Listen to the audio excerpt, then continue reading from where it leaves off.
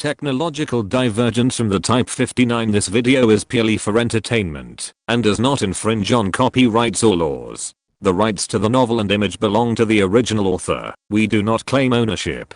Don't like waiting and want to listen to this fanfic in full now? Subscribe to our Patreon, where you'll find the best fanfics. Chapter 26, Taking a Day Off and Being Forced to Work Overtime. I worked overtime until very late today, so I'm taking a day off. Thank you all for your support. Chapter 27, Take a Day Off. Happy National Day to everyone in advance. I'm working overtime today and have to catch a bus, so I can't update. Thank you for your understanding. If you're listening to this novel on a channel other than Fanfic World, it means they downloaded and uploaded it without effort. We cordially invite you to visit our channel, Mundo Fanfic Novelos. There you'll find the original version of this story and you can explore many other novels of various genres. We're waiting for you to immerse yourself in a world of incredible novels. Chapter 28, Take a Day Off. I have to go to my future brother-in-law's house today, so I don't have time to write. Sorry, everyone who feeds me. Chapter 29, Take a Day Off, to sort out the next plot. Just as the title says. Thank you Yanzu for your understanding and support. Chapter 30, Take a Day Off, to sort out the subsequent plot. I'm taking a day off. I've been on duty these past 2 days, working over 10 hours a day. 7 AM to 10:30 PM needs to be adjusted. Thank you all for your support. Chapter 31, Business Trip. After the Yanji military held a bidding conference for its second generation main battle tank, they urgently convened another meeting for consultation. After careful consideration and difficult choices, they finally reached a crucial decision. They selected the second generation main battle tank design and development proposal from the 617 Machinery and Military Factory as Yanji first second generation main battle tank, codenamed it the Type 80. This decision signified that the 617 Machinery and Military Factory would become a key force in the future development of Yanji main battle tanks. The situation was different for the 077 Machinery and Military Factory. While the Yanji military expressed some interest in the 077 Machinery and Military Factory's second generation main battle tank, for various reasons, they had no plans to equip the troops on a large scale. Therefore, this second generation main battle tank was not given a commonly used military code name. With this decision finalized, the Yanji military quickly issued relevant notifications to ensure that all parties were kept informed of the latest developments. In the director's office of the 077 Machinery and Military Factory, Lin Chenran had just begun his day. When he learned of the Yanji military's announcement, although he had anticipated it, he couldn't help but smile wryly. Lin Chenran knew he needed to respect the Yanji military's decision. Considering the issue from the perspective of national interests, if he were in the same position, he might have made a similar choice. After all, as a core component of a nation's military strength, the main battle tank must not be subject to restrictions or limitations imposed by other nations, like space fighters. It must remain entirely within the nation's control, to safeguard national security and sovereignty. Lin Chenran understood that the Yanji military's decision was based on broader strategic considerations and national security needs. Despite personal disappointment, the Yanji military's top brass had already made the decision, and it couldn't be reversed. If the Yanji military wanted to purchase large quantities of the second generation main battle tanks, the modified Type 59 super tanks, from the 077 Machinery and Military Factory, one condition must be met. Either the 077 Machinery and Military Factory or the Yanji military must successfully acquire the technology and production lines for the 760 horsepower 4-stroke V12 V46 diesel engine from Russia. This was like an unbridgeable chasm. Only if this condition was met would the Yanji military be able to proceed with large-scale purchases. Otherwise, there was truly no chance. Knock knock knock. A series of rapid knocks on the door suddenly rang out, breaking the silence in the office. Lin Chenran, who had been lost in thought in the office, was woken up by the knocks. He frowned slightly and replied lightly, "Come in." The door opened, and Song Zian and Zhu Leo walked in. Seeing this, Lin Chenran smiled brightly. He invited the two to sit down on the sofa and chat while drinking tea. Lin Chenran asked his assistant to notify Song Xian to come to the factory director's office alone. After receiving the notice, Song Xian thought about it and guessed that it might be about the order of the second generation main battle tanks for the Yan country military. He hurried to the factory director's office without hesitation.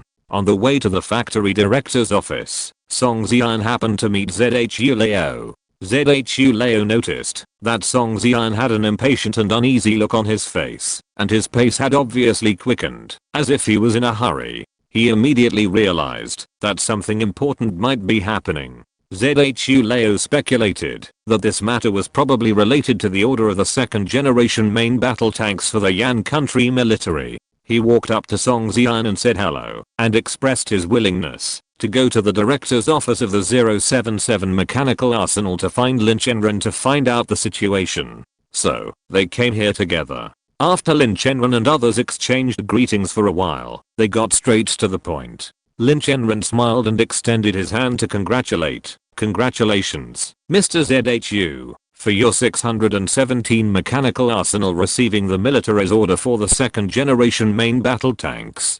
This. For a moment, Mr. Zhu was entangled, not knowing how to respond. After hearing what Lin Chenran said, Song Xian's face became very ugly and his brows furrowed. There was still a glimmer of hope in his heart, but it was completely shattered at this moment. The Yan state military really did as Lin Chenran and Song Xian had guessed before. Hand over the task of the second generation main battle tank to the 617 mechanical arsenal and let them produce it. Seeing Mr. Zhu looking embarrassed and conflicted, Lin Chenran couldn't help laughing, and then comforted him. Mr. Zhu, why do you have such an expression? Since the military has chosen the design and development plan of the second generation main battle tank of your 617 mechanical arsenal, you should be happy. After hearing this, Mr. Zhu sighed heavily. Oh, is this how you two children comfort an old man like me? If I'm happy now, wouldn't that be like rubbing salt into your scars? How can I do that? Song Xian paused for a moment and stepped forward with a smile to congratulate Mr. Zhu. Congratulations. Originally, the design and development plan of the second generation main battle tank of our 077 mechanical arsenal was not aimed at military orders. We told you before. Mr. Song. This. Mr. Zhu was obviously a little at a loss. Lin Chenran, standing by, pulled Mr. Zhu aside and counseled him. That's right. I used to harbor a few glimmers of hope, but now, forget it. Let's just go for it and enter the international second generation main battle tank market. Seeing that both Lin Chenran and the other two were quite open-minded, Mr. Zhu hesitated to say anything. Then, Lin Chenran and the other two began their inspection of the 077 machinery arsenal. As they walked and chatted, Lin Chenran asked Mr. Zhu some technical questions, to which he earnestly answered and offered his own insights. Under Mr. Zhu's guidance, Lin Chenran benefited greatly. Mr. Zhu's experience and expertise provided him with many new ideas and insights. Lin Chenran's wild ideas also gave Mr. Zhu new perspectives. As the saying goes, when three people walk together, one of them is my teacher. The inspection lasted a full day, and Mr. Zhu gained a deeper understanding of the factory's operations. It turned out that the success of the 077 machinery arsenal was no accident. The next day, Lin Chenran and Song Xian escorted Mr. Zhu to his car and watched him drive away from the 077 machinery arsenal. Let's go back. Lin Chenran looked into the distance and said lightly, yeah. Song Xian responded and then followed Lin Chenran back to the office. As soon as he entered the office, Lin Chenran said straight to the point, Mr. Song, in the next month and a half, you will be in charge of all the affairs of the factory. Ah, why do you say that suddenly? What about you? Song Xian asked in surprise. Lin Chenran smiled and explained, I have to go on a business trip to deal with some things. Thank you for your hard work during this period. Business trip? Song Xian was a little confused. Chapter 32 Make an appointment. Song Xian's brow furrowed, a look of confusion and bewilderment on his face. He muttered to himself, a business trip? He couldn't understand why Lin Chenran suddenly wanted to go on a business trip. Where are you going? Song Xian pressed hoping to get an answer from Lin Chenran. Lin Chenran calmly replied, "Russia." Song Xian's eyes widened, staring at Lin Chenran in disbelief. Then, surprised, he said, "Chenran, are you really going to Russia and import a 760 horsepower 4-stroke V12 V46 diesel engine?" Lin Chenran nodded in response. Song Xian continued, "Shouldn't this project be negotiated at the national level?" He raised his question. Generally speaking, large-scale projects like this are presided over by the state, with negotiations and handovers taking place before they are finally implemented. But now, Lin Chenran planned to personally travel to the Uralvagonzava Design Bureau in Russia to discuss cooperation on the 760 horsepower 4-stroke V12 V46 diesel engine. Whose general is he, so brave? In Song Xian's opinion, the chances of reaching an agreement are slim. After all, Lin Chenran has never been to Russia. How could he get in touch with the design bureau of the Ural locomotive and rolling stock plant, and then negotiate the introduction of technology and related production lines for the 760 horsepower 4-stroke V12 cylinder V46 diesel engine? Manage all matters of the 077 mechanical arsenal. Lin Chenran showed a mysterious smile on his face and said in a low voice, I naturally have my own ways. Even if the 760 horsepower 4-stroke V12 cylinder V46 diesel engine is not introduced in the end, I believe there will be other gains." His eyes flashed with a cunning light, as if hiding some unknown secrets. Song Xian couldn't help but inquire curiously, only to hear Lin Chenran explain smugly, "Actually, this trip to Russia is secondary to the 760 horsepower 4-stroke V12 V46 diesel engine and its associated technology and production lines. My real goal is to become an international trader and open up a new revenue stream for our 077 machinery and military factory." Since the Yan Kingdom military was only purchasing a small number of the 077 machinery and military factory's second-generation main battle tanks, there wasn't much of a rush to acquire the technology and production lines for the 760 horsepower 4-stroke V12 V46 diesel engine. Song Xian was surprised to hear this. He had never imagined Lin Chenran had such a plan. Lin Chenran confidently stated that this trading business would not only help the 077 machinery and military factory quickly accumulate initial capital, but also allow them to profit from Russia's future decline. "International trader?" Song Xian asked, eyes widening in confusion. He was familiar with the term smuggler. These smugglers typically operated domestically, taking new products from one province and selling them elsewhere. This time, Lin Chenran was actually considering trying his hand at international smuggling, opening up a new avenue for the 077 machinery and military factory. Song Xian was initially surprised by this, but then he realized that international smuggling was a viable option. Lin Chenran possessed a strong background, making obtaining domestic approvals a piece of cake.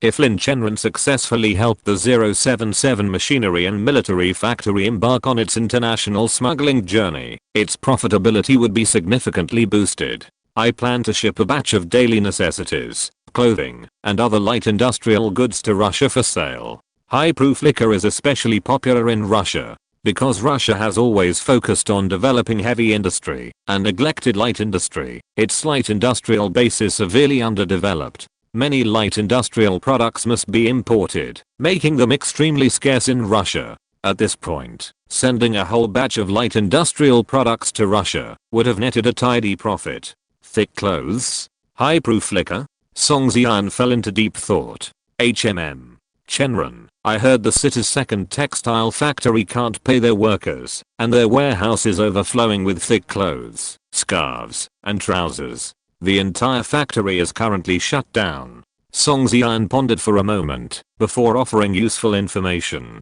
Lin Chenran's eyes lit up. "Really? That's great. These are the supplies we need. If we can buy them and ship them to Russia, we'll definitely make a killing." Then, with the wave of reform and opening up, the city's second textile factory was among the first to respond enthusiastically and undergo transformation. To cater to the market, the previous director of the second textile factory aggressively introduced textile production lines and increased production. He had originally thought he could capture a share of the vast textile market. However, the factory's products, undermined by the advanced textile technology of foreign factories and a lack of consumer aesthetics, simply failed to sell. Around this time, the previous director of the second textile factory was imprisoned for corruption. Due to the large sums involved, the factory was reportedly facing a near miss. Due to a shortage of funds, the warehouse overflowed with clothes, pants, and sweaters, forcing the second textile factory to halt operations. The new director's primary task was to figure out how to deal with the mountain of goods. Otherwise, he would be replaced. His superiors said, "If you don't have the ability, don't hold this position. I'll replace you with someone who is capable." Lin Chenran asked slowly, "Do you know who the current director of the second textile factory is? Can you help me contact him and see if we can make this deal?" Song Xian nodded and said, "Of course, no problem. I'll help you contact him as soon as possible. Chenran, you should also be prepared. It may cost a lot of money to buy those materials." Lin Chenran smiled confidently, "Don't worry, as long as the price is reasonable, I'm confident that I can get this batch of goods." Then Lin Chenran said cheerfully, "The other party may be more anxious than us now. Also, I will give them a 30% deposit first, and after I return from the bear country, I will give them the rest of the funds." As expected, when it comes to calculations, Lin Chenran is unique, using the second textile factory as a chicken to lay eggs for himself, and only taking a small part of the risk. His method is indeed brilliant.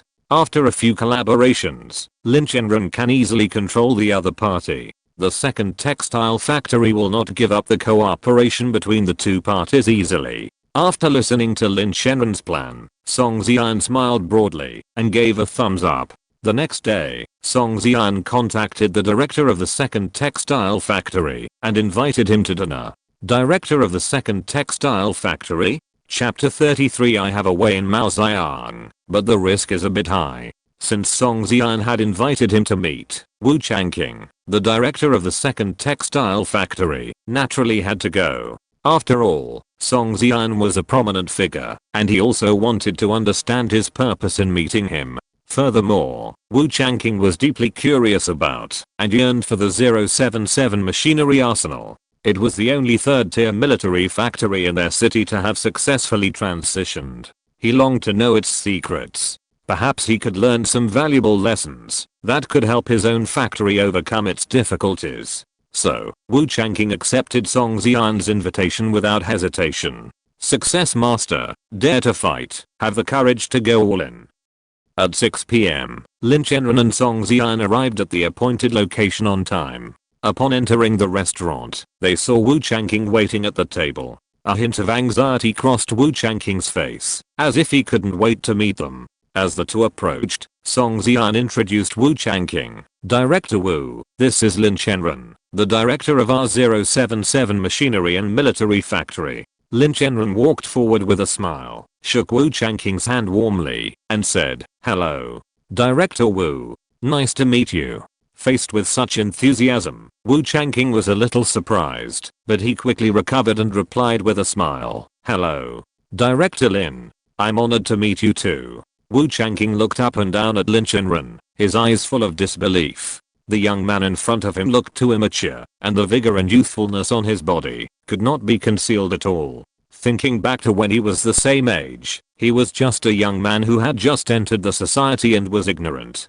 Now the young Lin Chenran has actually sat in the position of director of the 077 machinery and military factory. Not only that, this young man also led the 077 machinery and military factory to design and develop the Type 59 civilian engineering vehicle that is now very popular in the market. This model quickly became popular after its launch, with sales soaring, which brought the 077 machinery military factory, which was on the verge of trouble, back to life, and became the leader among the third-tier military factories in Yan country. The superiors even regarded the 077 machinery military factory as a benchmark, and other military factories were used for comparison. Look at how the 077 machinery military factory can successfully turn over, but you are here to mess up. After the three people who knew each other sat down, Lin Chenran asked the waiter to serve the dishes, and asked the waiter to open a bottle of wine.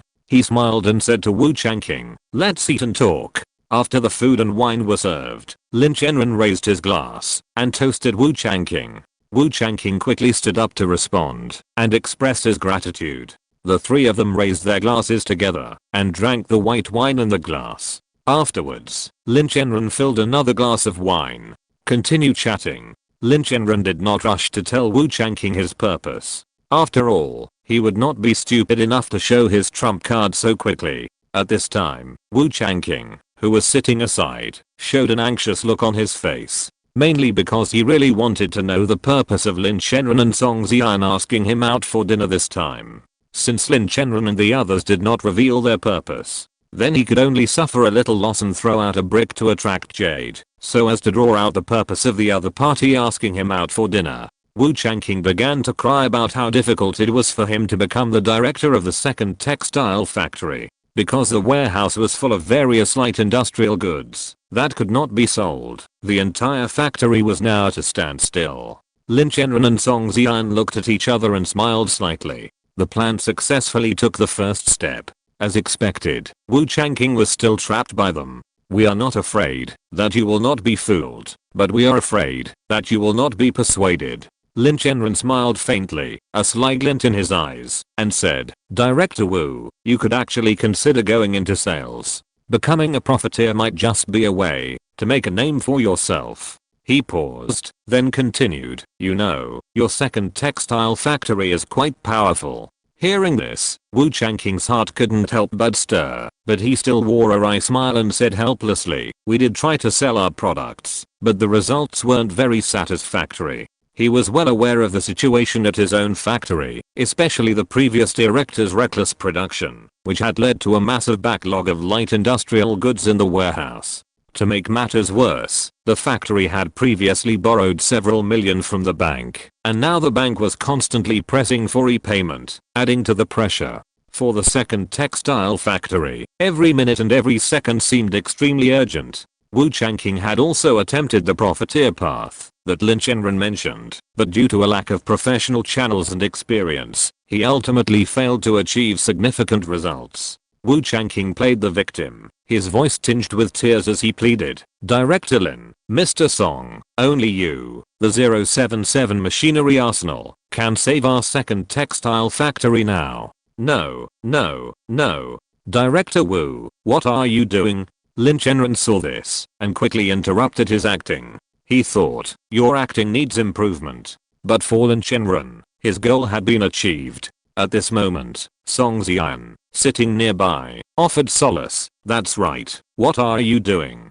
Mr. Wu?" "I have no other choice. I've really come to this desperate measure." Wu Changqing sighed helplessly. Then, he picked up the beijiu glass on the table and drank it all in one gulp. With a loud dong, he seemed to swallow all his worries away. Lin Chenran, observing the scene before him, thought the time was ripe and said calmly, "Since our brother factory is in trouble, we will definitely do our best to help." Upon hearing this, Wu Changqing felt delighted, a subtle smile spreading across his face. He couldn't believe his ears. He didn't expect Lin Chenran to agree so readily. Wu Changqing had previously asked other people for help with his connections, but without exception, they were all rejected. There is no way. Now every third-line factory in Yan country is in danger and can hardly protect itself. Who would be idle and care about the life and death of the second textile factory? At this time, all the third-line factories are sweeping the snow in front of their own door and not caring about the frost on other people's roofs.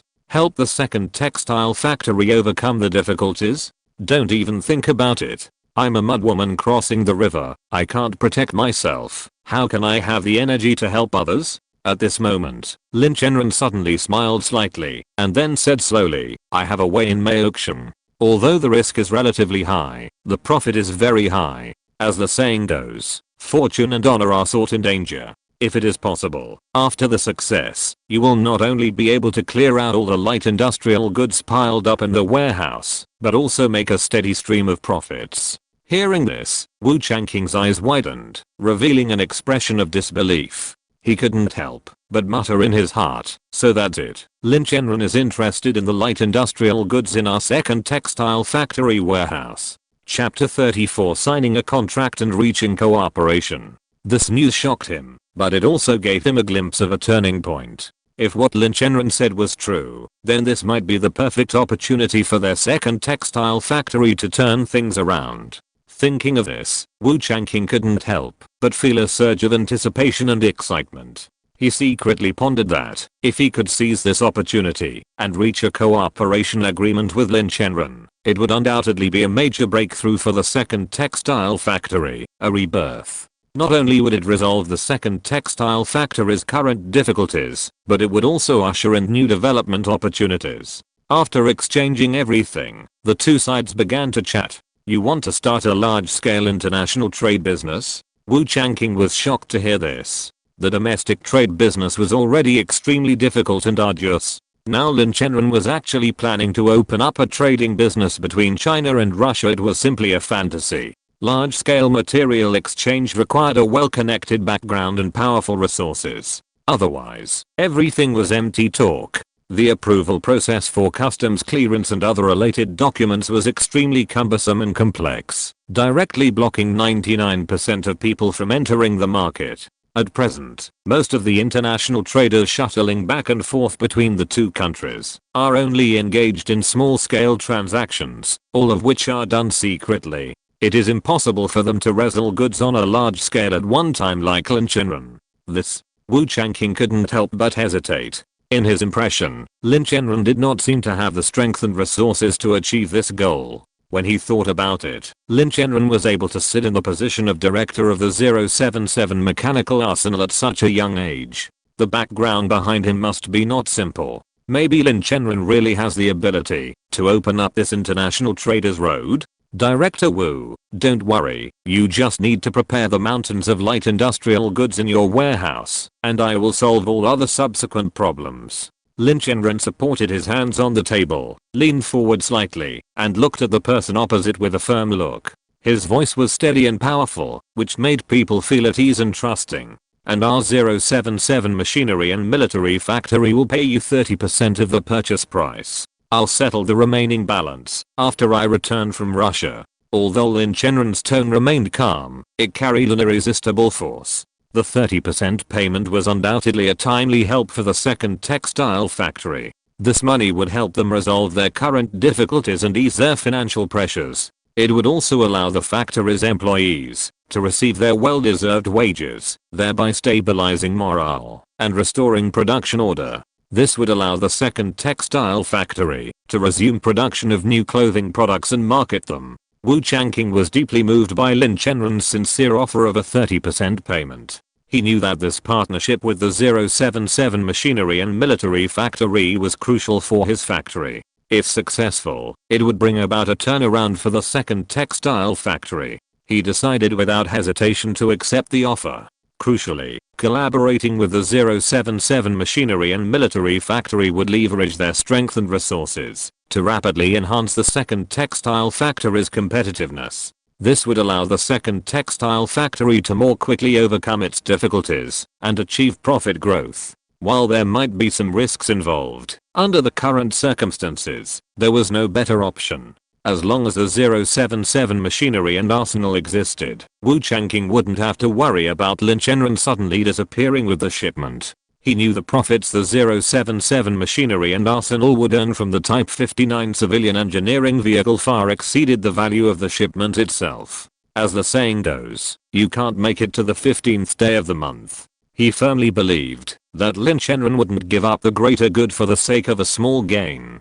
Picking up sesame seeds and losing watermelons. And if he carefully read the contract later, the risk should be very low. Done. Thank you, Director Lin and Mr. Song, for your strong support for our brother factory. Your kindness is so great, I'll never forget it. All my gratitude is in this glass of wine. I'll drink it. You guys can do whatever you want. Wu Changqing then gulped down the glass of baijiu on the table. Director Wu, you're being too polite, Lin Chenran said with a smile. From now on, we are all a family. Okay.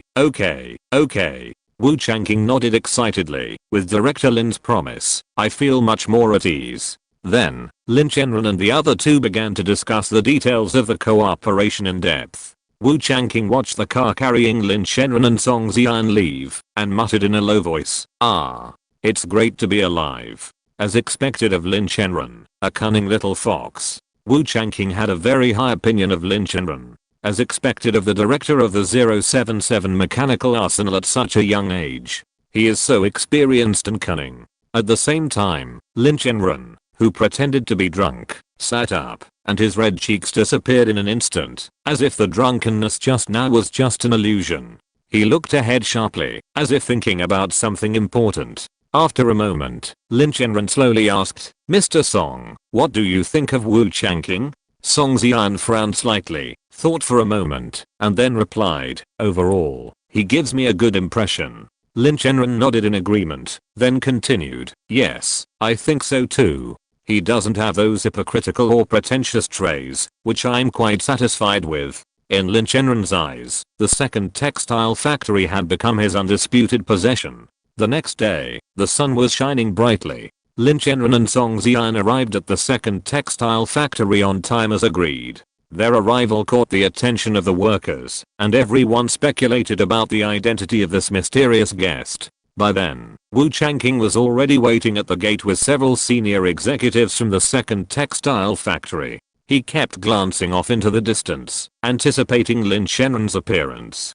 Finally, with his sharp eyes, he spotted a convoy of cars approaching in the distance. Soon, several cars stopped steadily in front of the second textile factory's gate. The car door opened, and Lin Chenran, Song Xian, and several senior executives from the 077 machinery arsenal slowly stepped out. They were dressed in neat suits, looking confident and composed. Wu Changqing, with a smile on his face, stepped forward to greet them, saying warmly, "Welcome Director Lin and Mr. Song to the second textile factory, to give us your guidance. We've been looking forward to your arrival." Lin Chenran smiled and replied, "Haha, Director Wu, you're welcome. I'm here today, mainly to learn about the second textile factory. I hope we can work together to make the second textile factory bigger and stronger." After exchanging pleasantries, Wu Changqing personally led Lin Chenran and the others into the second textile factory. Along the way, he gave a detailed introduction to the factory's current situation and future plans, and also expressed his gratitude to Lin Chenran. Lin Chenran listened carefully to Wu Changqing's report, occasionally asking questions and offering suggestions. The entire visit went very smoothly, and both parties left a good impression of each other. Then, they came to the point that Wu Changqing was most concerned about and focused on. That was the cooperation between the second textile factory and the 077 machinery and military factory. A high-ranking official from the 077 machinery and military factory took out a document from his briefcase and carefully handed it to Lin Chenran. If you're listening to this novel on a channel other than Fanfic World, it means they downloaded and uploaded it without effort. We cordially invite you to visit our channel, Mundo Fanfic Novelos. There you'll find the original version of this story and you can explore many other novels of various genres. We're waiting for you to immerse yourself in a world of incredible novels. Chapter 35 Heading North and Returning Home. Lin Chenran took the document and examined it carefully. It was the contract for cooperation with the second textile factory. A slight smile crossed his lips as he handed the contract to Wu Changqing, saying, "Director Wu, this is the cooperation contract between our two factories.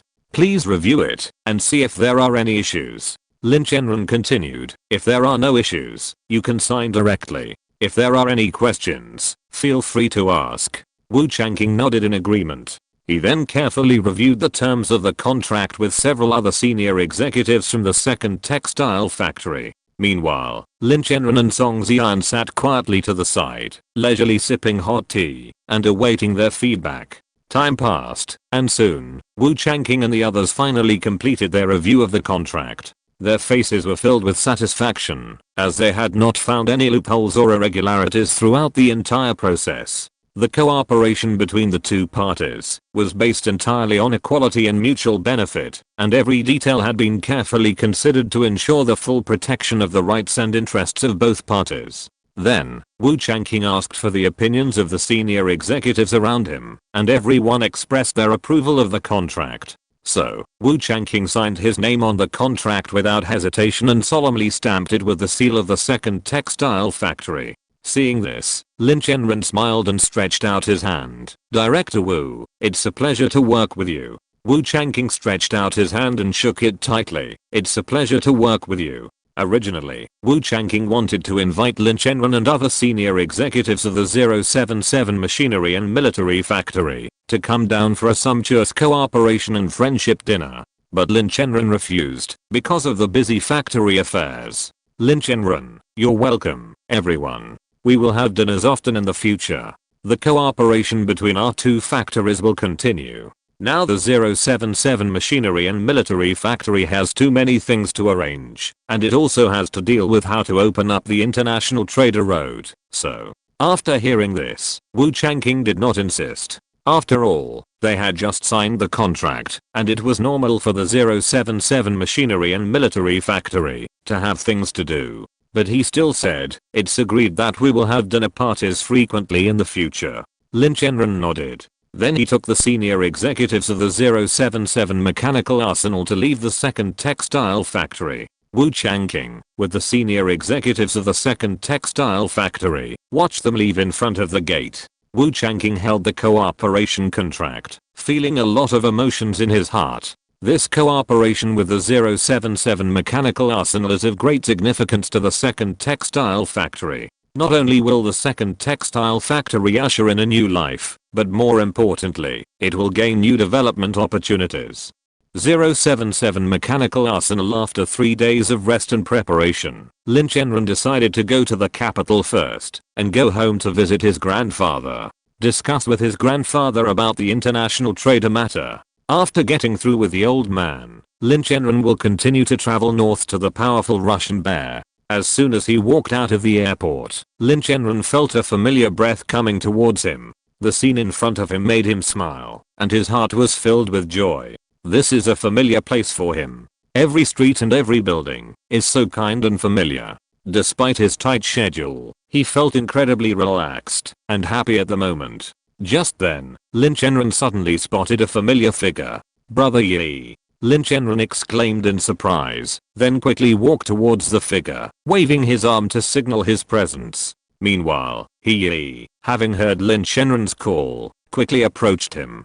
Brother Yi, little Lindsay. Both of them seemed incredibly excited. It turned out that the man known as Brother Yi was Yi, Mr. Lin's personal bodyguard. Brother Yi, why are you at the airport? Lin Chenran asked curiously. The commander specifically asked me to pick you up this morning, Yi replied calmly. Pick me up? A hint of confusion crossed Lin Chenran's face. Isn't the old man most averse to the use of public vehicles for personal purposes? Lin Chenran pondered. Yeah, I was surprised too. This is the first time the commander has made an exception for you, Yi's voice tinged with emotion. In reality, when he received Mr. Lin's order, he was filled with confusion and bewilderment. As a rule, Mr. Lin always opposed using official vehicles for personal matters. However, this time was an exception.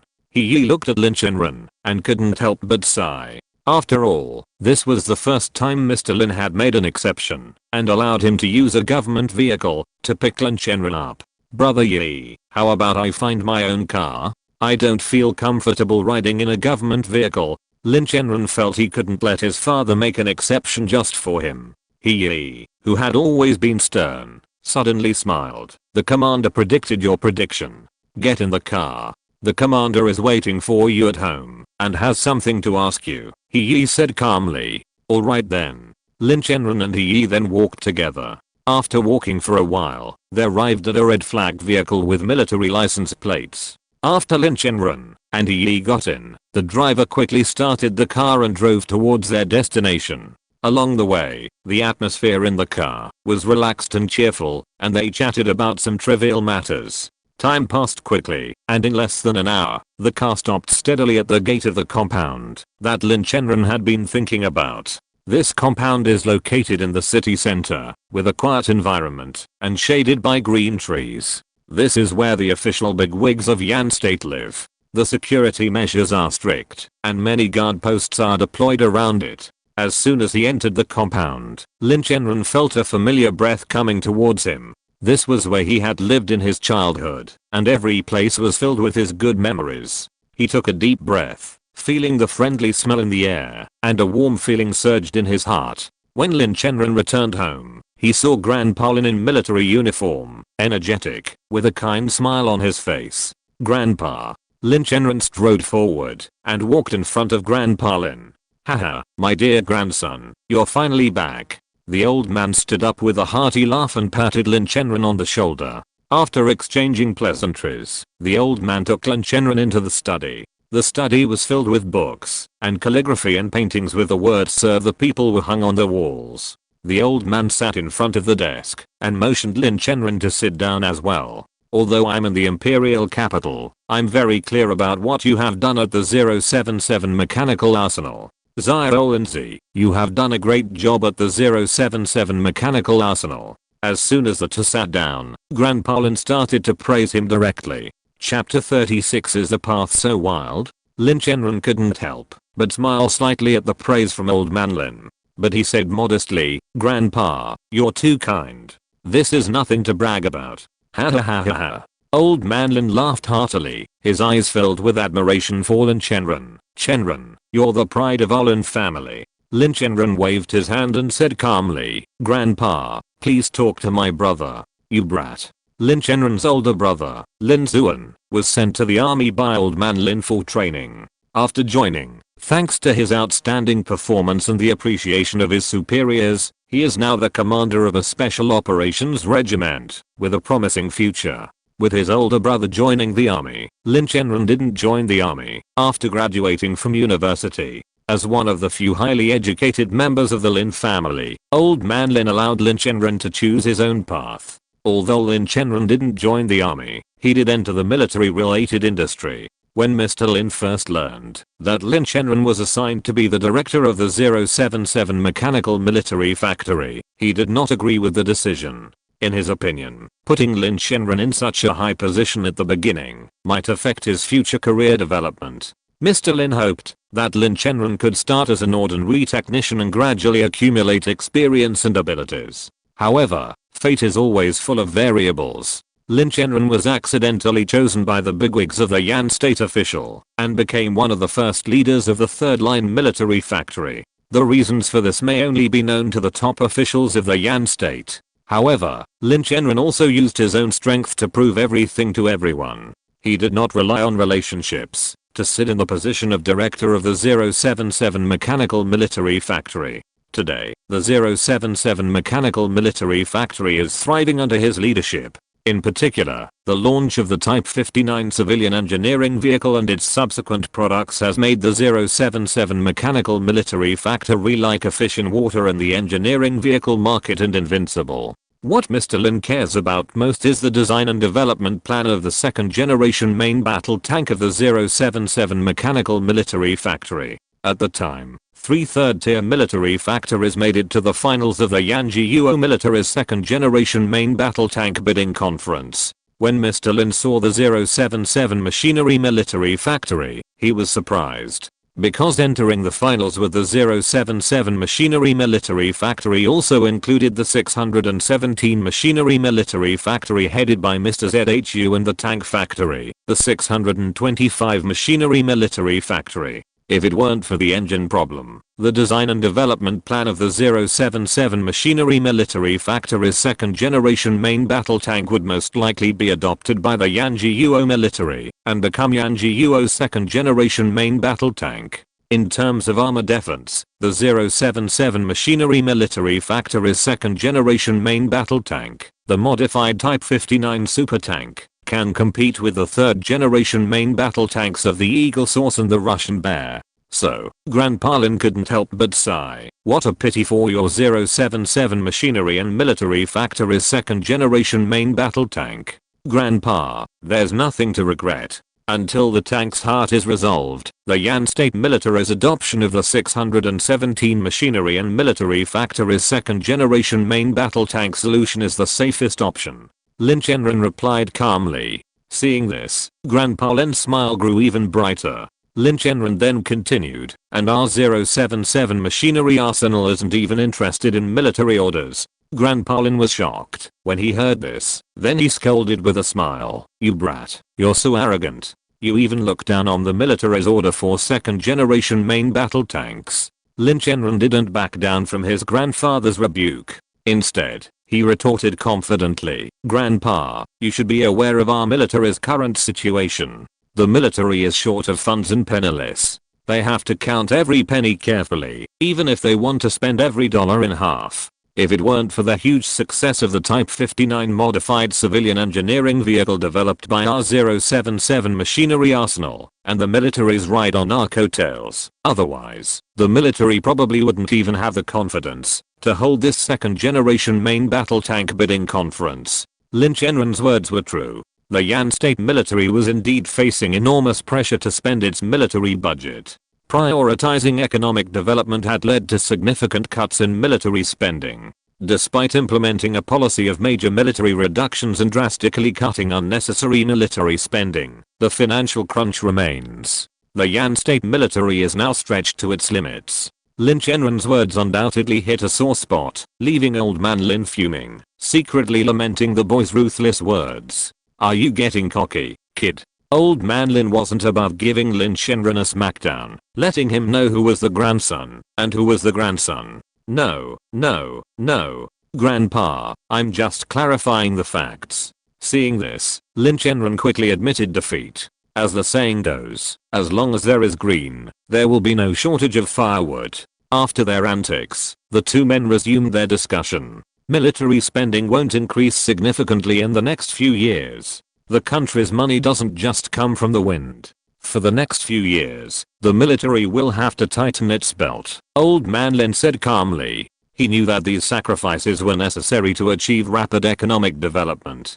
The Yan state military currently has only one option: endure humiliation and bear the heavy burden. Grandpa, you're right. Although the military can't significantly increase its spending, we have another approach enabling numerous military industrial enterprises to participate in the international arms sales market. Lin Chenran stated his point with a firm and confident gaze. While our weapons and equipment lag behind those of other major powers, they offer advantages such as practicality, ease of operation, and quick adoption. More importantly, they are affordable. This makes them an extremely attractive option for countries with limited funds. Grandpa Lin nodded in agreement, endorsing his grandson's idea. While the idea was a good one, its actual implementation presented enormous challenges. Yan state's military industrial enterprises lacked effective sales channels. Finding suitable buyers isn't easy. Grandpa Lin sighed helplessly, a hint of helplessness in his tone. Our 077 machinery and military factory has the relevant channels. But, Lin Chenran replied confidently, you want the 077 machinery and military factory to be the middleman? Grandpa Lin sat on the sofa, a look of surprise on his face. That's right, I plan to let the 077 mechanical arsenal act as a middleman to open up the international arms sales market. Old Master Lin widened his eyes, obviously shocked by Lin Chenran's idea. Old Master Lin, damn, are you so wild? Although Lin Chenran had said before that he would let the second generation main battle tanks of the 077 mechanical arsenal be traded on the international arms sales market, unexpectedly, Lin Chenran had such a big appetite and directly let the 077 mechanical arsenal act as a middleman to help a number of Yan countries' military industrial enterprises open up the international arms sales market. Chapter 37. What? Will the Russian bear fall? You little brat, you've got a bit of an appetite. Old Master Lin scolded with a smile. Grandpa, it's first come, first served, Lin Chenran replied with a smile. If other Yanjiuo military industrial enterprises think they can do it, then they can bypass the 077 machinery and ordnance factory and explore the international arms sales market on their own. Opportunities must be fought for and seized. Lin Chenran's words revealed a firmness and confidence. Yanjiuo military industrial enterprises could bypass the 077 machinery and ordnance factory and explore the international arms sales market on their own. Things like this depend on mutual consent. Whoever has the ability goes first, and whoever secures the order becomes the boss. Smooth talk. Old Master Lin couldn't help but scold with a smile. He couldn't help but sigh, remembering the Lin Chenran who used to be so timid and submissive in his presence. Today, Lin Chenran has become not only mature and steady, but also full of wisdom and energy. He is no longer as timid as before, and can even joke with him. Little brat, it seems you've gotten a lot of training during your time at the grassroots level. Old Master Lin said with emotion. Yes, Grandpa. Lin Chenran smiled and nodded. His grassroots experience benefited him a lot. Grandpa Lin nodded with satisfaction, his face filled with a satisfied smile. He felt extremely proud to see his grandson's growth and progress. Grandpa Lin did not say much, but just asked Lin Chenran to be careful. Lin Chenran responded with a smile, saying that he would pay attention to safety, and thanked his grandfather for his concern. Grandpa, don't worry, I will pay attention. Let's talk about the next trip to the Russian bear. Grandpa Lin looked at Lin Chenran with bright eyes, looking forward to his report.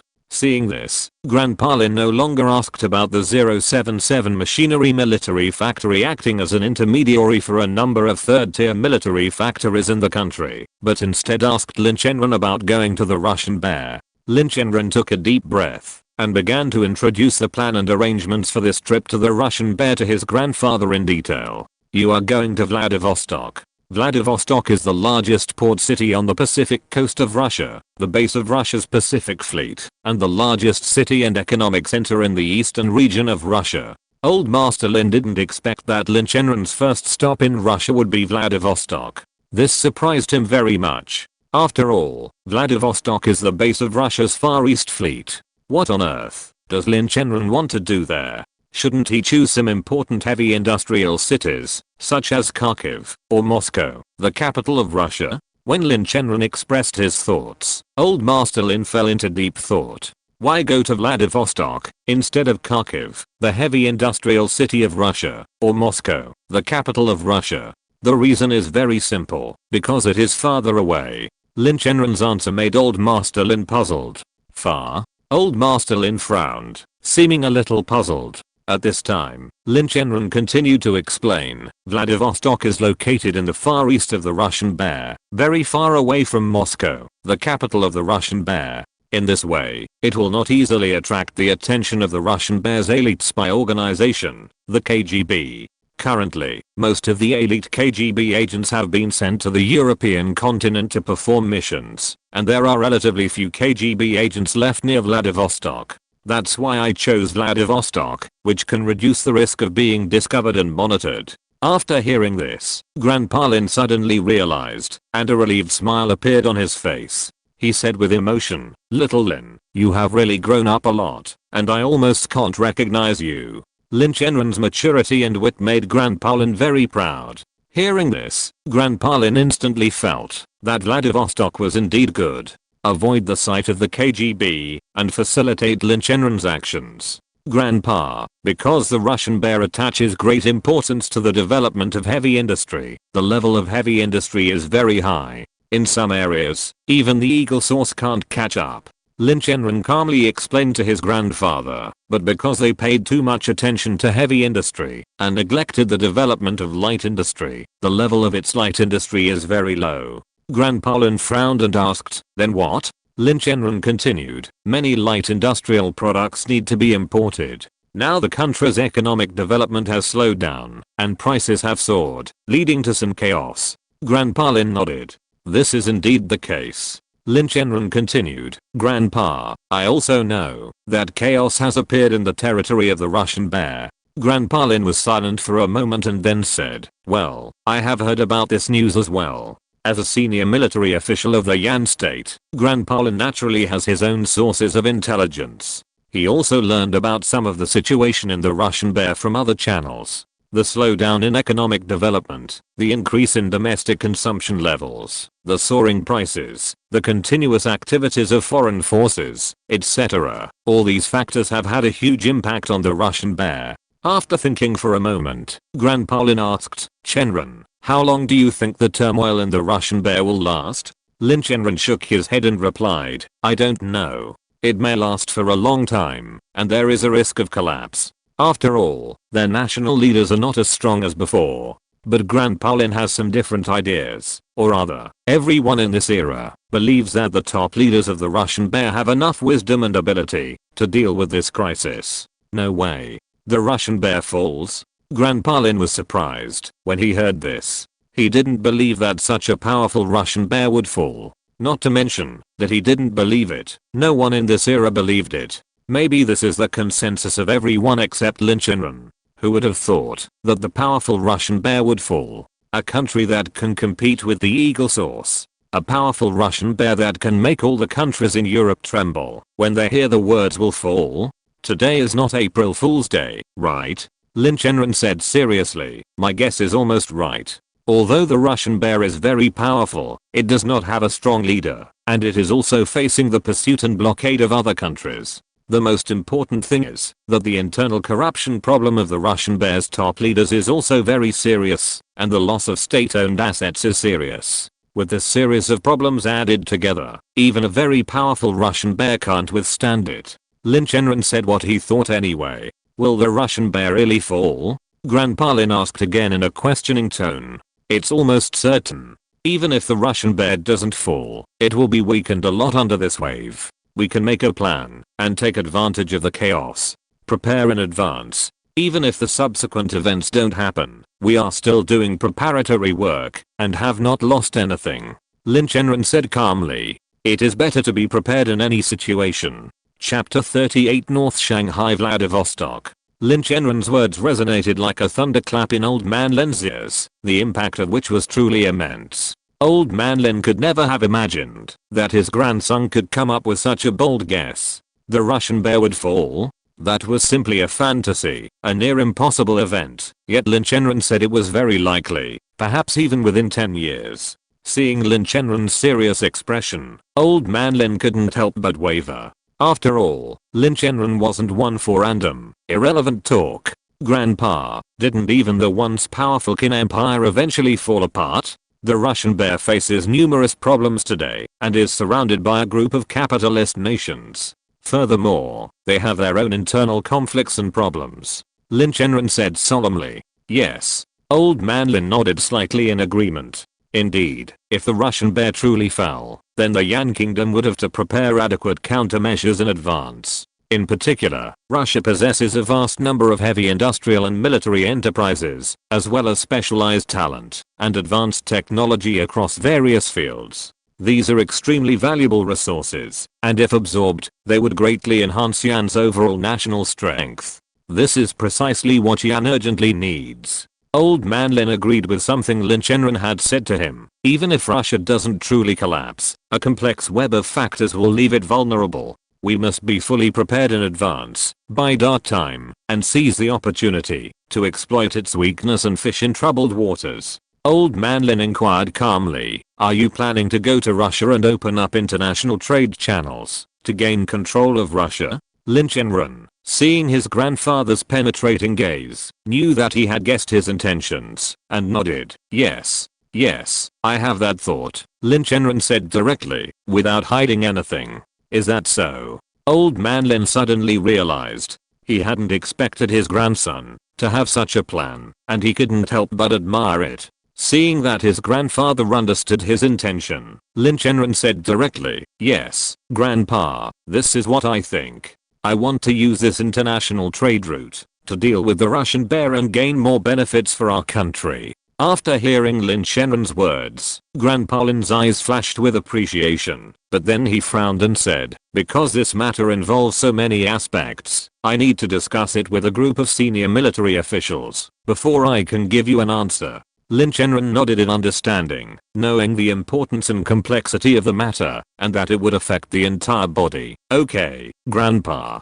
Grandpa Lin smiled with satisfaction, and then reminded, go ahead with your plan. But you need to pay attention to safety. After all, this is stealing the fruits of victory of others.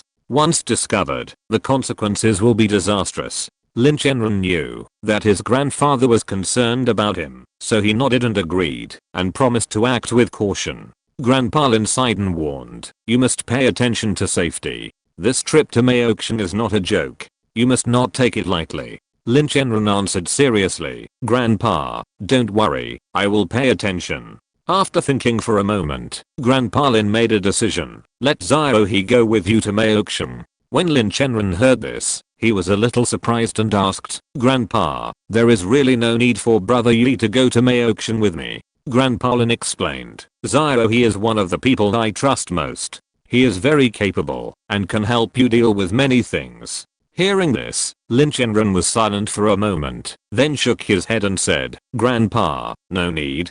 Brother Yi is your personal bodyguard. It is not in line with the norm for him to follow me, and your safety must." Lin Chenran rejected Grandpa Lin's proposal without thinking. Grandpa Lin frowned and said in a deep voice, "Huh." Seeing this, Lin Chenran immediately shut up. If it weren't for the purpose of not alerting the enemy and not attracting the attention of the elite agents of the Russian Bear Country, 3 days later, all the transaction documents were ready, and Lin Chenran left the imperial capital without stopping, heading north all the way to the Russian Bear Country. And he also followed Lin Chenran to protect his safety. If it weren't for the purpose of not alerting the enemy and not attracting the attention of the elite agents of the Russian Bear Country, KGB, Grandpa Lin would have wanted to prepare a few more security guards for Lin Chenran. After a week of long journey, Lin Chenran and others finally left Yan Country, entered the territory of the Russian Bear Country, and came to its largest city in the Far East, Vladivostok. Lin Chenran and others settled down in a hotel near the Far East Fleet Base. Zio and Z, we are unfamiliar with the place. How can we get in touch with the people on the Russian side? He expressed his inner doubts. The hermit has his own clever plan. Just follow me. Then Lin Chenran took He and others to the tavern closest to the Far East Fleet Base. Go to the tavern? He's mind raced with questions. Would it be helpful? Lin Chenran's lips curled up into a smile. He leaned close to He's ear and whispered, "Brother Yi, alcohol, especially high-proof liquor, is deeply ingrained into every Malbear's life.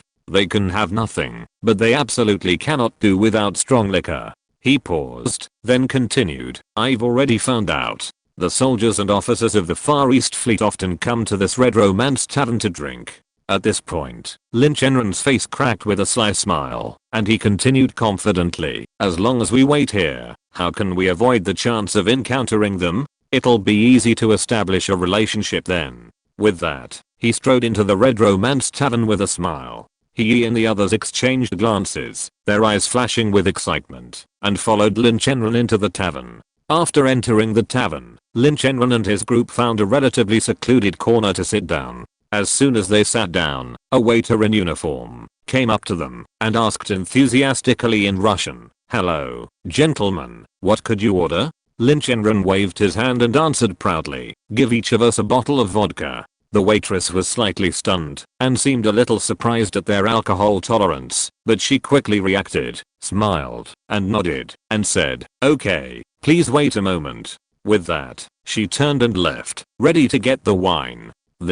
He and others were also shocked by Lin Chenran. "This is a high concentration vodka, not beer. Is one bottle per person really okay?" Soon, a middle-aged man with a military atmosphere walked into the Red Romantic Tavern. Chapter 39. Whose general is this? How fierce is he?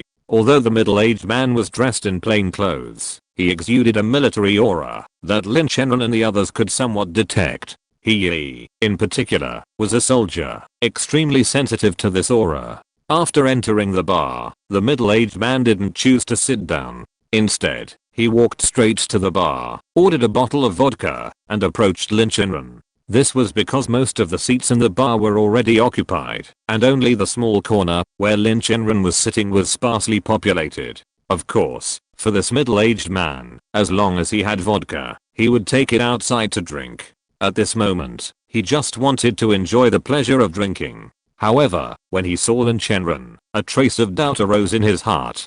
The young man looked very young and was dressed in plain clothes, not like a soldier, but he exuded a unique aura that made people curious. At this moment, the waiter brought each bottle of vodka that Lin Chenran ordered to him. Lin Chenran opened the vodka without hesitation, not using a glass, but directly picked up the bottle and drank it all in one gulp. He and other followers on the side all showed surprised expressions.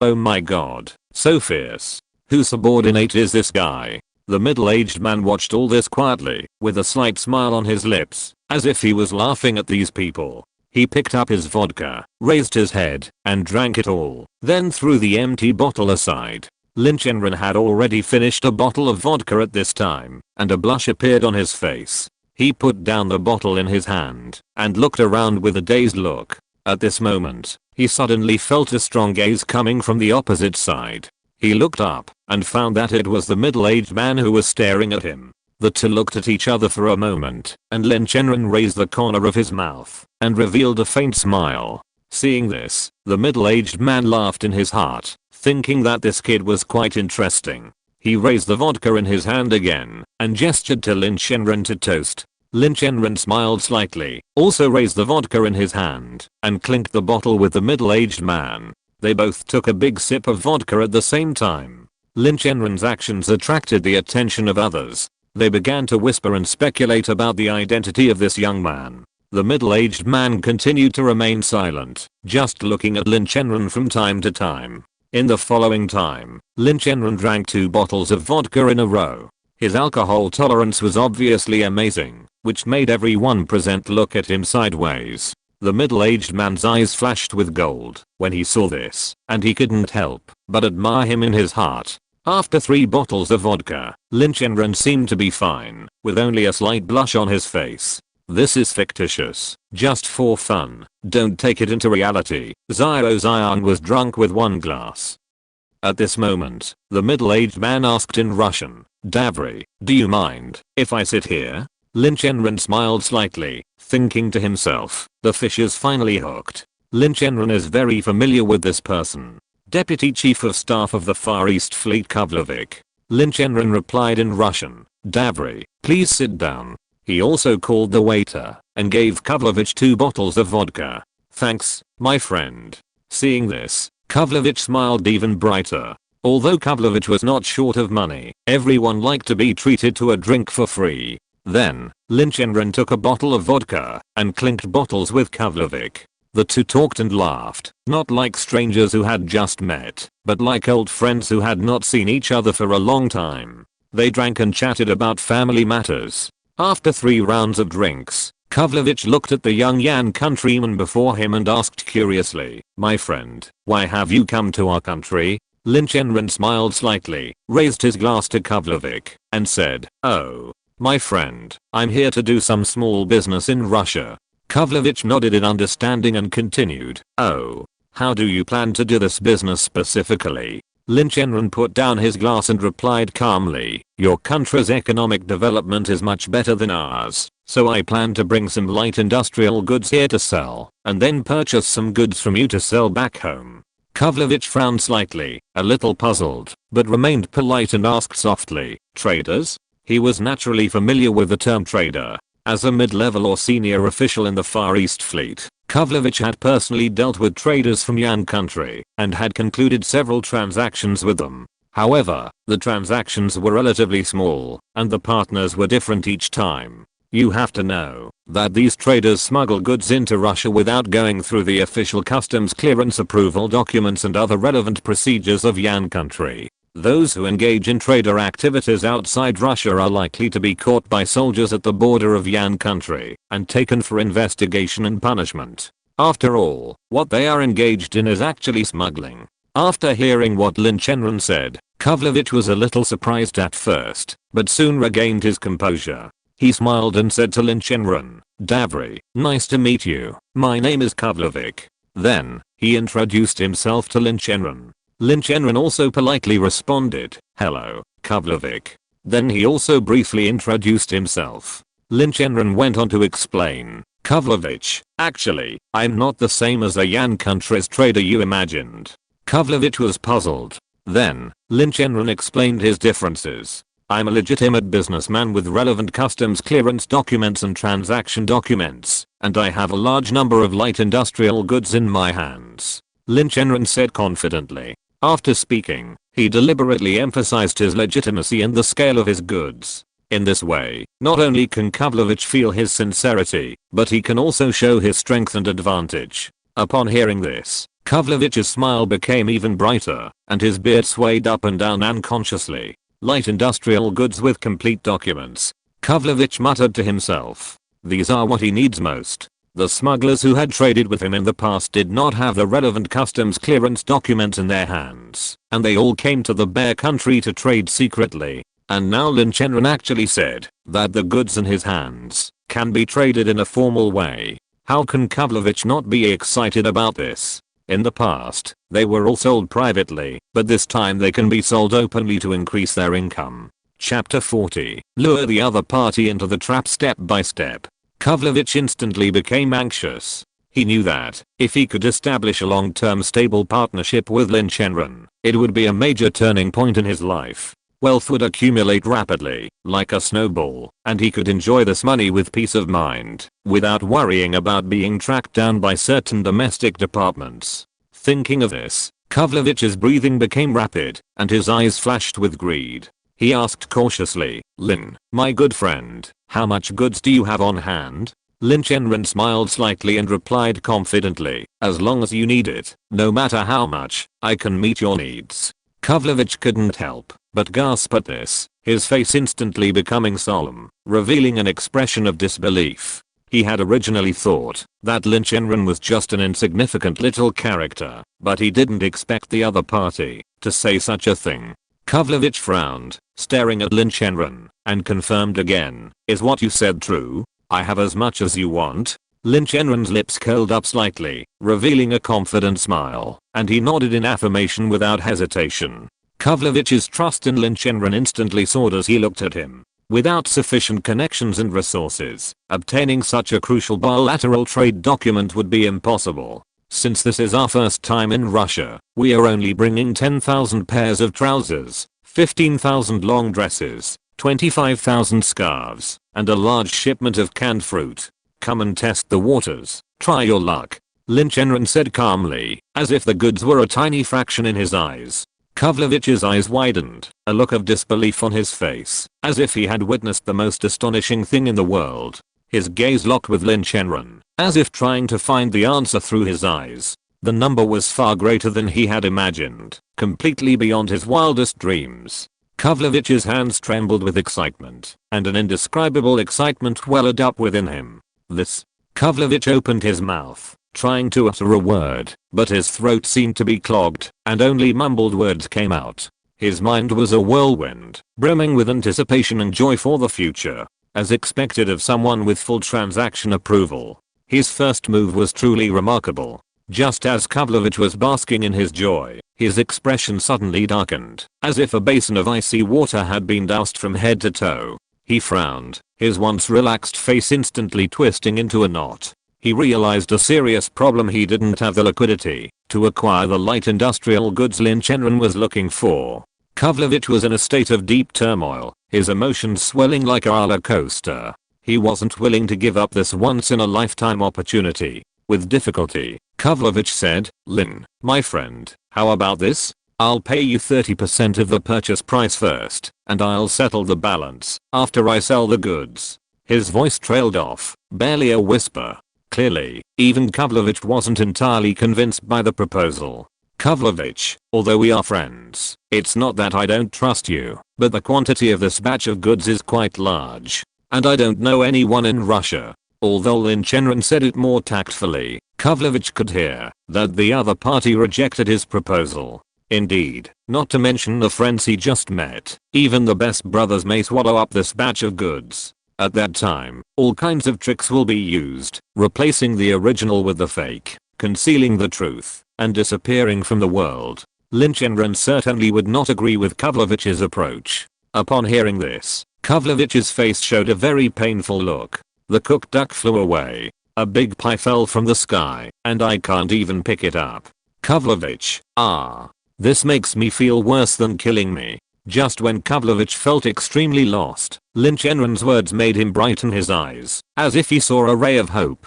"Kavlovich, we may be friends, but even brothers have to settle accounts. If you can provide collateral, I'd consider taking 30% of the payment up front, and the rest after you sell the goods." Lin Chenran let out a sly smile. Indeed, he was slowly luring Kavlovich into his carefully crafted trap. "Collateral?" Kavlovich hesitated, a sense of alarm rising in his heart. Lin Chenran seemed to sense Kavlovich's doubts, smiled slightly, and whispered, Kavlovich, my good friend, don't be nervous. If I were truly in trouble, your country's elite agents the KGB would have come to mind all long ago. Kavlovich felt a little more at ease after hearing this. Indeed, if Lin Chenran truly had ulterior motives, the KGB agents would have taken action long ago. Lin Chenran, KGB, most of them have lost their original faith and are simply reselling supplies across Eastern Europe. Thinking of this, Kavlovich couldn't help but become interested in Lin Chenran's proposal. Seeing that Kavlovich was interested, Lin Chenran was delighted and knew that there was hope. He decided to strike while the iron was hot and further introduced himself to Kavlovich. I'm Lin Chenran, the director of the 077 Mechanical Military Factory of Yan Country. Our factory has now successfully transformed into a private enterprise, focusing on the production of various high-quality engineering vehicles. If you have paid attention to the international civilian engineering vehicle market, I believe you must have heard of our factory's star product, the Type 59 civilian engineering vehicle. After hearing Lin Chenran's self-introduction, Kavlovich's face flashed with a trace of doubt, as if he was trying to recall something. Suddenly, his eyes lit up, and he said excitedly, "Oh, it's you. I remember. I seem to have heard of the Type 59 civilian engineering vehicle before. So that's it. No wonder he can become the head of a third-tier military factory at such a young age. His background and backing are so strong." Kavlovich sighed in his heart, and at the same time felt fortunate. He knew that collaborating with someone with such a powerful background and connections would undoubtedly bring him enormous benefits. Kavlovich was eager to carve out their own trader path with Lin Chenran. If successful, this path would bring him endless wealth. And this wealth would quickly accumulate like a snowball, allowing him to live a wealthy life. However, Kavlovich knew that he must never cross the red line. State secrets must not be leaked. Only by adhering to this bottom line could he enjoy everything with peace of mind. After his retirement, with the huge wealth he had accumulated, he believed that he would be able to live an extremely comfortable life in China. Thinking of this, Kavlovich finally felt at ease. He secretly told himself, the timid will die of starvation, and the bold will die of gluttony. Let's do it, brothers. If Lin Chenran knew Kavlovich's inner thoughts, he would definitely scoff. Stick to the bottom line. Once you are corrupted by money, you can no longer stick to your bottom line. Chapter 41. Using money to pave the way and build bridges. Kavlovich then revealed his identity. I'm Kavlovich Davary, the Deputy Chief of Staff of the Far East Fleet of the Bear Country. I'm very happy to meet you here. After Kavlovich finished speaking about his identity, he became very proud. Davary, it's a pleasure to meet you. Lin Chenran pretended to be very surprised. In fact, he knew Kavlovich's identity a long time ago. Otherwise how could he meet him in this tavern? A chance encounter? No. This was actually all Lin Chenran's plan from the beginning. Now everyone is honest about their identities. The next step is to discuss cooperation. Kavlovich asked directly, Lin, what collateral do you need? As long as it does not involve national security, I can help you solve it. Kavlovich was so proud, as if everything could be solved. Kavlovich, as you know, while our 077 mechanical arsenal retains its military manufacturing credentials, we've effectively transitioned to manufacturing civilian vehicles. This means we need a large number of chassis to support our business. In addition, we'll also need some specialized steel materials to meet production needs. These things are very important to us, so I'd appreciate your assistance. Lin Chenran's words plunged Kavlovich into deep thought. He understood that Lin Chenran's request was not an easy one. After a moment, Lin Chenran spoke again, smiling. Kavlovich, I'm not seeking your advanced chassis technology. I'd like to work with you to dispose of your decommissioned tanks. As long as their power systems are still functioning, I'm willing to exchange or mortgage them in any way. This way, not only can you make a profit, but you'll also solve some of the waste disposal problems. Kavlovich's eyes lit up, and he began to consider the feasibility of this proposal. After all, Russia scraps and retires a large number of its tanks every year, and if these discarded resources were properly utilized, they would bring huge economic benefits. Lin Chenran continued, also, the steel used on your Far East Fleet's decommissioned ships is a superior, special material. We can recycle it and remelt it. Even if it can't be fully restored to military grade quality, it will still be of better quality than common civilian steel on the market. This material will significantly improve the quality of our products. Kavlovich nodded, realizing that this collaboration could bring him lucrative returns. Of course, he was aware of the risks involved. As he pondered, Lin Chenran reminded him, to ensure the transaction goes smoothly, you'll need to smooth things over. This involves a large amount of waste resources. Without proper arrangements, it could cause unnecessary trouble. As long as you can handle these issues, our cooperation will be much smoother. Kavlovich expressed his understanding, fully aware of the difficulties involved. However, faced with such an attractive business opportunity, he was determined to do his utmost to gain the support of his superiors. Pave the way with money. The power of money is infinite. No one can resist the lure of money. Some might say, I can resist the allure of money. That only means one thing, that the money he received is not enough. If he is given enough money, I believe that most people will bow down at the feet of money and become its slaves. The upper echelons of the Russian Bear are also very troubled by so many abandoned tanks and warships. Because their number is too large, it is beyond everyone's expectation. The Russian Bear needs to send troops to garrison. It is also necessary to prevent some lawless people from using these abandoned weapons to threaten the security of the country. Now Lin Chenran is willing to take over these scrapped and retired tanks and warships and transport them all back to Yan country. It can not only dispose of these useless garbage, but also make a lot of profit. It is simply killing two birds with one stone. As for whether Lin Chenran really intends to transform these abandoned tanks into civilian engineering vehicles, is it important? Of course not. Even if the Yan country military wants to reactivate this batch of scrapped and retired tanks and warships, the top leaders of the Russian Bear will only laugh even happier. After all, they have more advanced tanks in their hands that can easily crush any opponent. If the Yan nation military attempted to confront the Russians with their obsolete tanks, the outcome would be only one of merciless crushing defeat. It was like a man hanging himself. By taking arsenic he thought his life was too long. A deal with Lin Chenran was undoubtedly a win-win situation, not only beneficial to him, but also without any negative consequences. Kavlovich, known for his impatience, had barely finished a bottle of vodka when he eagerly dragged Lin Chenran out of the Red Romance Tavern, explicitly stating that only one person was allowed to accompany him.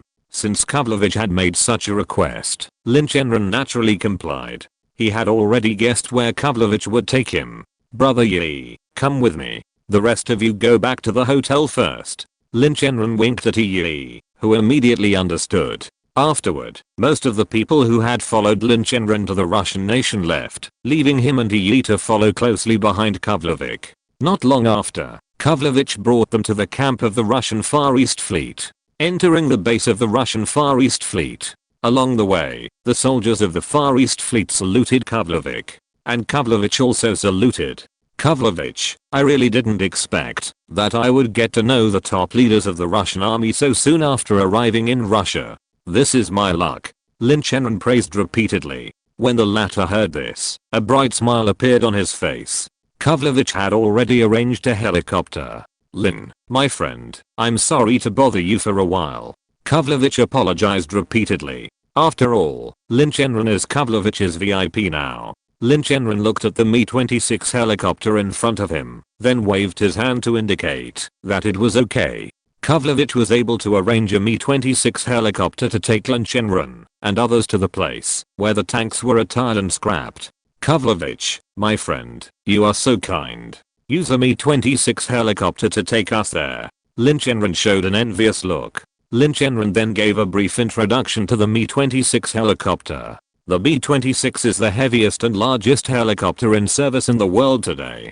Designed and developed by the Russian Mil Design Bureau, it made its maiden flight on December 14, 1977, and entered service in 1980. Kavlovich thought to himself, sure enough, if you're listening to this novel on a channel other than Fanfic World, it means they downloaded and uploaded it without effort. We cordially invite you to visit our channel, Mundo Fanfic Novelos. There you'll find the original version of this story and you can explore many other novels of various genres. We're waiting for you to immerse yourself in a world of incredible novels. Chapter 42. Arriving at the barren land of decommissioned and scrap tanks.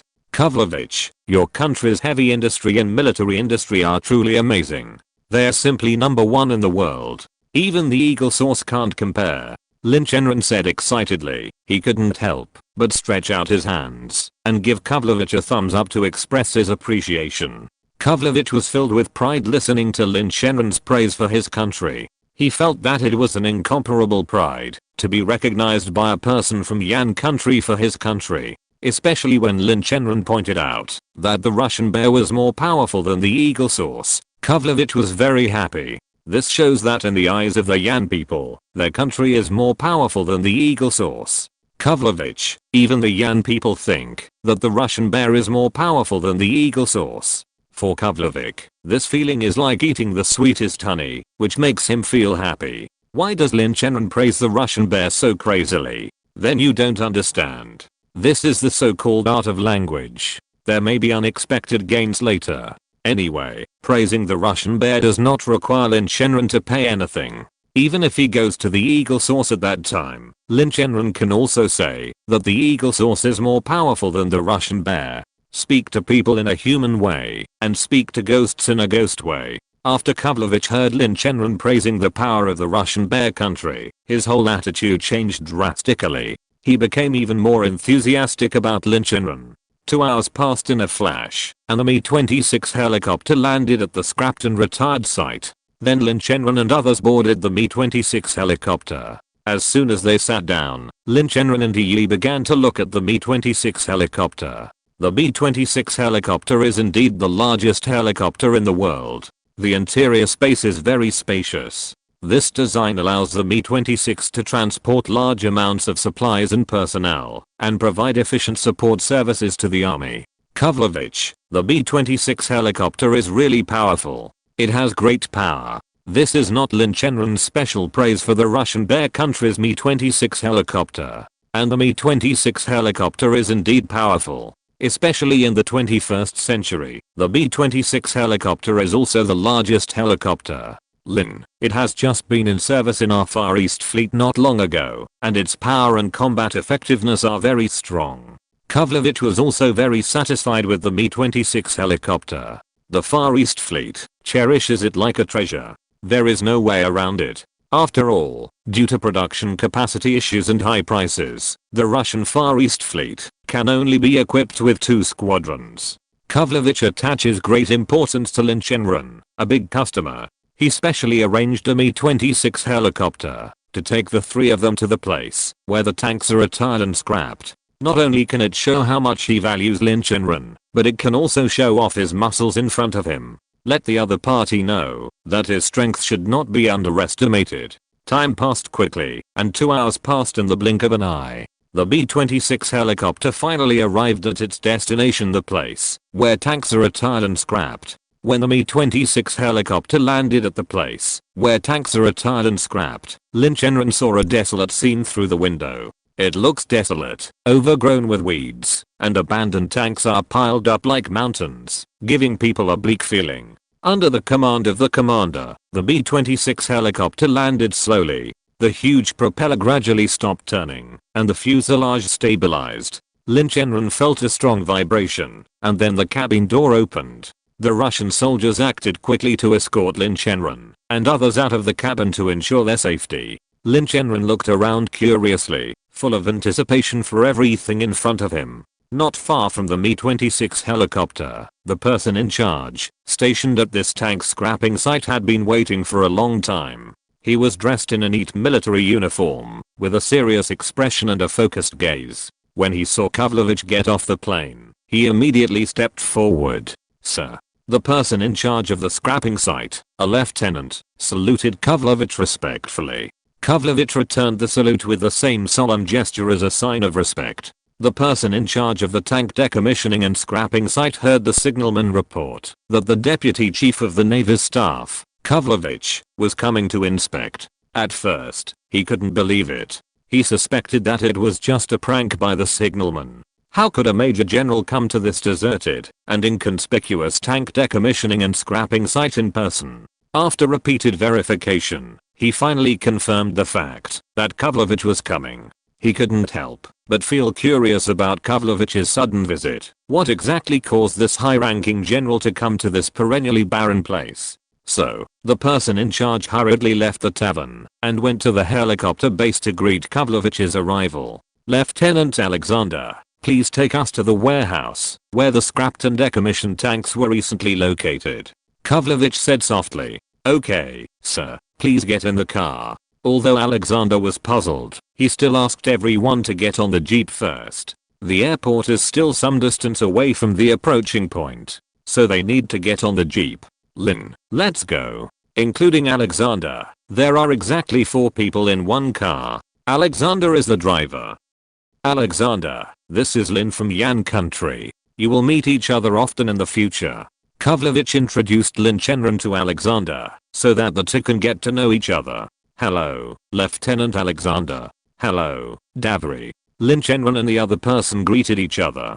Kavlovich didn't mind making Alexander his confidant. After all, cooperating with Lin Chenran requires more downlines.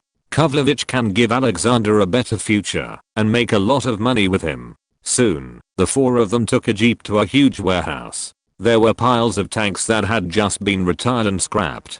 "Dear Commander Kavlovich, Lin, this is a warehouse where we store our retired and scrapped tanks in the barren land of retired and scrapped tanks." Alexander introduced Lin Chenran and the others. Lin Chenran looked at the pile of tanks in front of him and was surprised. Wow. There were all kinds of tanks in it. T-54, T-64, T-72, etc. "Alexander, are there any tanks with intact chassis and power systems here? Because we are making civilian engineering vehicles, we only need to improve the chassis and power systems." Lin Chenran put forward his own ideas. But Alexander did not answer, but turned to look at Kavlovich on the side. Kavlovich winked and nodded. After Alexander received the agree order, he led everyone to the scrapped and retired tanks that had just been delivered. He calmly pointed to the front and said, "Here are the retired and scrapped tanks that have just been delivered. The power system is still good." Chapter 43, Promotion and Salary Increase to the Peak of Life. The decommissioned tanks before him were clearly arranged into distinct categories. Some were rusted, but still retained a degree of integrity. Others were left with only fragments, looking rather forlorn. To help Lin Chenran gain a deeper understanding of these decommissioned tanks, Kavlovich decided to have Alexander arrange for his soldiers to start up several of the decommissioned tanks. Without further ado, Alexander simply waved his hand to the soldiers beside him to climb inside. Soon after, the rumbling roar of a T-54 tank shattered the silence of the abandoned warehouse. The massive steel behemoth seemed to have regained its vitality, slowly rolling through the decommissioned warehouse. With the driver's expert control, the tank steadily advanced at a speed of 20 km per hour. Lin Chenran watched this scene with a satisfied smile on his face. For him, just getting these tanks moving was enough. After all, their goal wasn't to return them to combat, but to transform them into engineering vehicles. Therefore, power and chassis stability were crucial. "Kavlovich, Alexander, what I need are those scrap tanks with relatively stable power. Because our 077 mechanical arsenal converts them into engineering vehicles and then sells them in the engineering vehicle market, their power systems and chassis must be in good condition." Lin Chenran's eyes remained fixed on the moving tanks. "You can't fool me with a nearly scrapped tank engine, or our cooperation will end," Lin Chenran said solemnly. He had to make his attitude and position clear. After all, if the 077 mechanical arsenal sent a tank with a blown cylinder, it would be impossible to repair it. If they did so, it would be like buying a pile of scrap metal. Seeing Lin Chenran's serious expression, Kavlovich immediately patted his chest and assured him with a solemn promise, "Lin, don't worry. Our cooperation is a win-win situation. As long as you trust me, I will never let you down. Even if there are problems with the engines of subsequent tanks, I can provide you with brand new engines." Hearing Kavlovich's promise, Lin Chenran felt more at ease, but still couldn't help but ask, "Really?" Kavlovich nodded quickly and said firmly, "Of course, I can guarantee it with my integrity." At this time, Alexander also expressed his willingness to do his best to help Lin Chenran solve this problem. Seeing the sincerity of both of them, Lin Chenran's doubts finally dissipated a little, and a satisfied smile appeared on his face. That's good, I'm relieved. He winked at Yi beside him.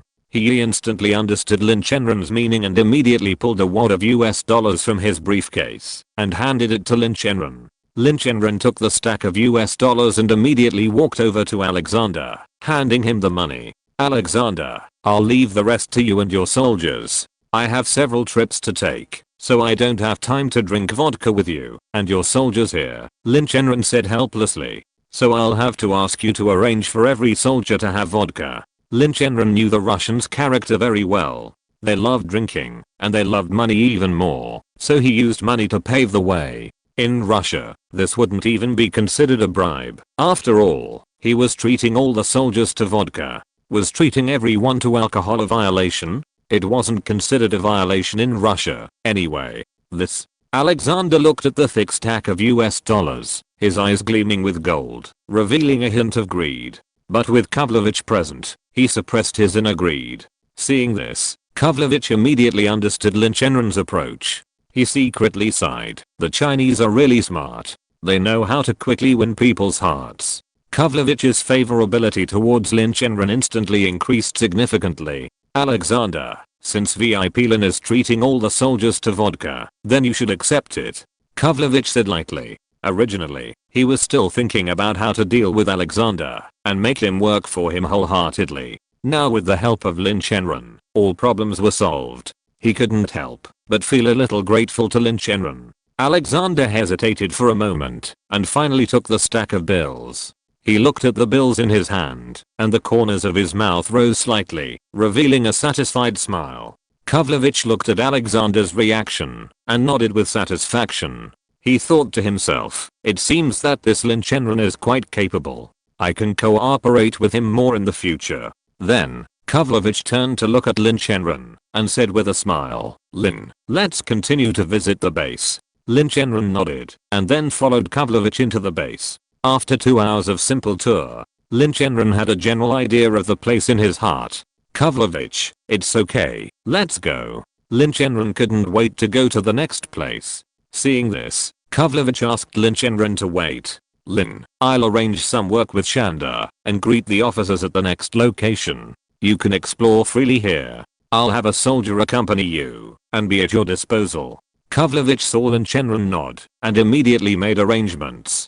He then took Alexander away. Lin Chenran and Yi began to survey the abandoned tanks. They arrived at a place where Lin Chenran couldn't see them, and there were no soldiers around. Alexander, you must have many questions, but please suppress them. Just know that Lin is our VIP, an international trader who can help us make a fortune. You will also profit from this long-term deal. In the early stages, you will receive a steady stream of funds. Later, I will transfer you to another location, so you don't have to be stationed in this tank-depleted area every day. Kavlovich directly stated his terms. Kavlovich was very skilled at winning over people. He wasn't just offering Alexander a share, and he also promised to promote Alexander in the future. After a set of promotion, salary increase and extra money, Alexander's loyalty value was directly maximumed out. General, don't worry, I know what to do. I will firmly support the general's decision and do everything you ask me to do seriously. Alexander immediately expressed his position and loyalty. Seeing this, Kavlovich smiled brightly. If Alexander disagrees, then Kavlovich also has other means. As a middle and senior military official, it is quite simple to replace a lieutenant. Seeing that everything has been explained, Kavlovich and Alexander went back to find Lin Chenran, and they were going to the next place. Chapter 44. Spend Lin Chenran's money and use your own connections. Kavlovich and Alexander returned together and found Lin Chenran. Lin, the B-26 helicopter is ready. We can leave this barren land of scrapped and decommissioned tanks, Kavlovich said, smiling as he approached Lin Chenran. Lin Chenran looked at him and nodded. Okay, we're ready to go. So, everyone piled into the jeep and left. A moment later, they returned to the landing pad. As they were about to leave, Lin Chenran smiled and said to Alexander, I left some small gifts for you and your soldiers. Alexander was startled, but smiled and nodded. Oh, what are they? Lin Chenran continued. Kavlovich will give them to you later. Alexander's eyes lit up with anticipation, and he asked curiously, what are they? Lin Chenran smiled and replied, there's a small amount of liquor and some canned fruit. Alexander's eyes lit up, his heart filled with delight. He knew these two items were extremely popular in China, relatively scarce, and best of all, free. Lin Chenran looked at Alexander's expression, his lips curled up slightly as he continued, you've worked hard guarding here.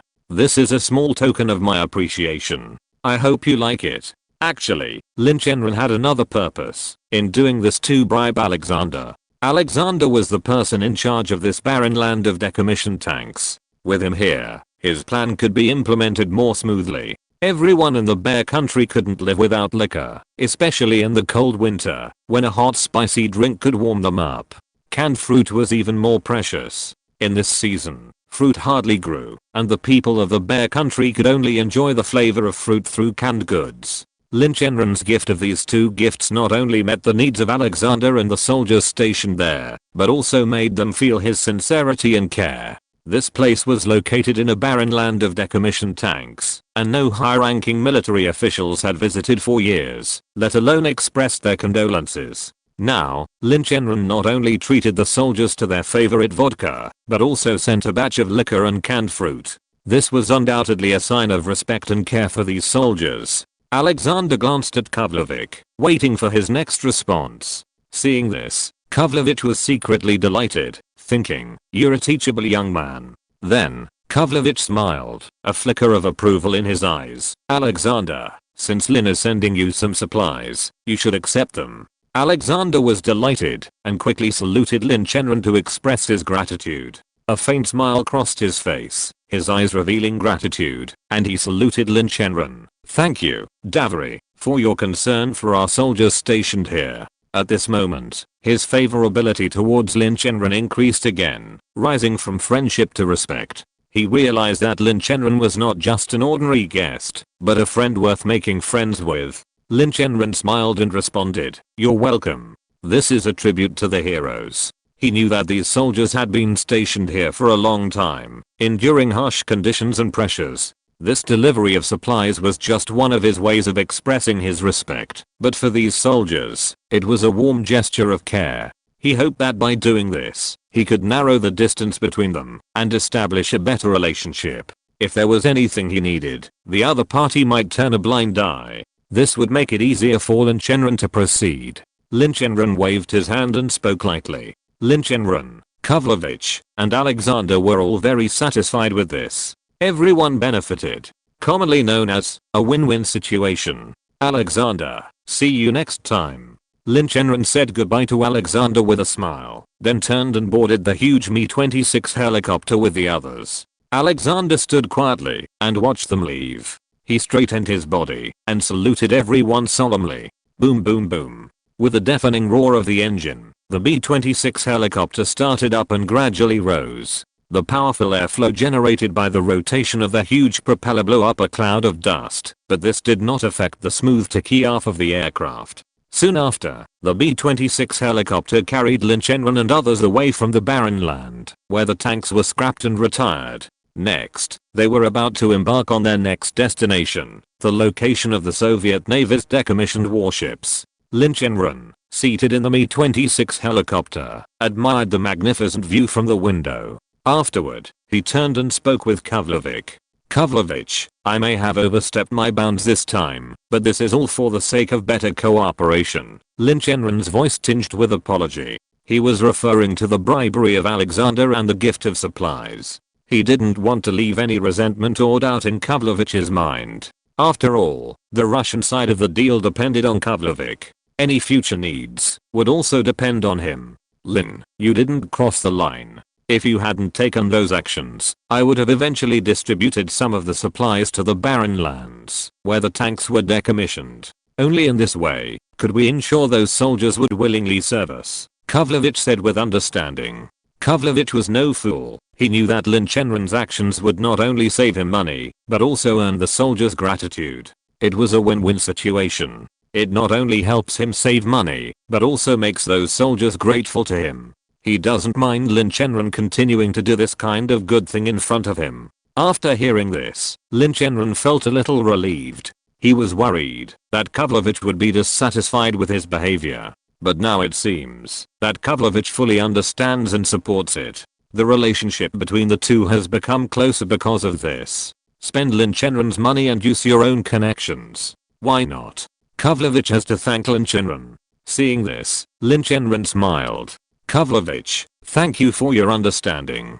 Soon, Lin Chenran and Kavlovich came to the place where the Russian warships were decommissioned and scrapped. Looking down from the Mi-26 helicopter, this is a vast sea area, surrounded by many abandoned and retired warships. The sea breeze blew with a salty taste. The sun shone on the sea, sparkling and reflecting a dazzling light. Soon, the Mi-26 helicopter slowly landed. At this time, the officer stationed here came forward and saluted respectfully. Then he took Lin Chenran and others to a place.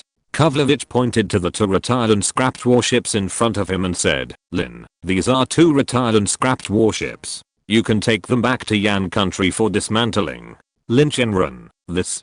Chapter 45 Signing the contract and returning to China. Lin Chenran couldn't help but feel a surge of excitement when he saw the two enormous warships before him. These behemoths were none other than retired Type 61 destroyers from the Soviet Union.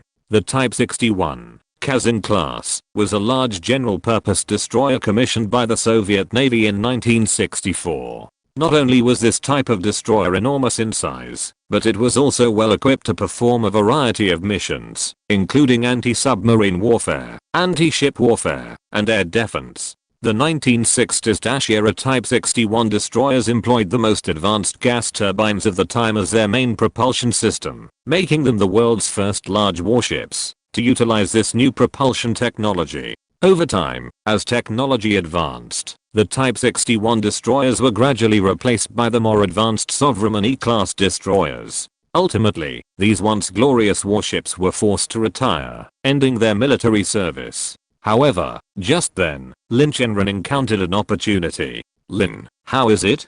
Kavlovich observed the golden light in Lin Chenran's eyes, feeling secretly proud. He knew he had made the right decision. Selling the two decommissioned Type 61 destroyers to Lin Chenran would not only meet his needs, but also generate a substantial profit. This deal was a win-win situation, a truly cost-effective deal. The two decommissioned Type 61 destroyers weren't perfect. Due to limitations in their propulsion systems, their maximum output power could only reach less than half of its original capacity, resulting in a speed of only about half of their peak. Furthermore, this condition was irreparable, so they were simply decommissioned by the Soviet Navy. This wasn't surprising, as the Soviet Navy was known for its rough handling. They often drove the ships so recklessly that their gas turbines exploded. Furthermore, the Soviet Navy possessed the more advanced Sovereign E-class destroyers. Therefore, the less powerful Type 61 destroyers were replaced. After all, the high cost of replacing the gas turbines was worthwhile compared to replacing the newer, more powerful Sovereign E-class destroyers. Consequently, the two Type 61 destroyers were decommissioned by the Soviet Navy. With so many superior destroyers to choose from, who would choose the less powerful Type 61 destroyers? Kavlovich, this is amazing. The steel used on the Type 61 destroyers was a special military steel. After Lin Chenran repaired them, he dismantled them and recycled the various steel components. The resulting steel was several times better than standard civilian steel on the market.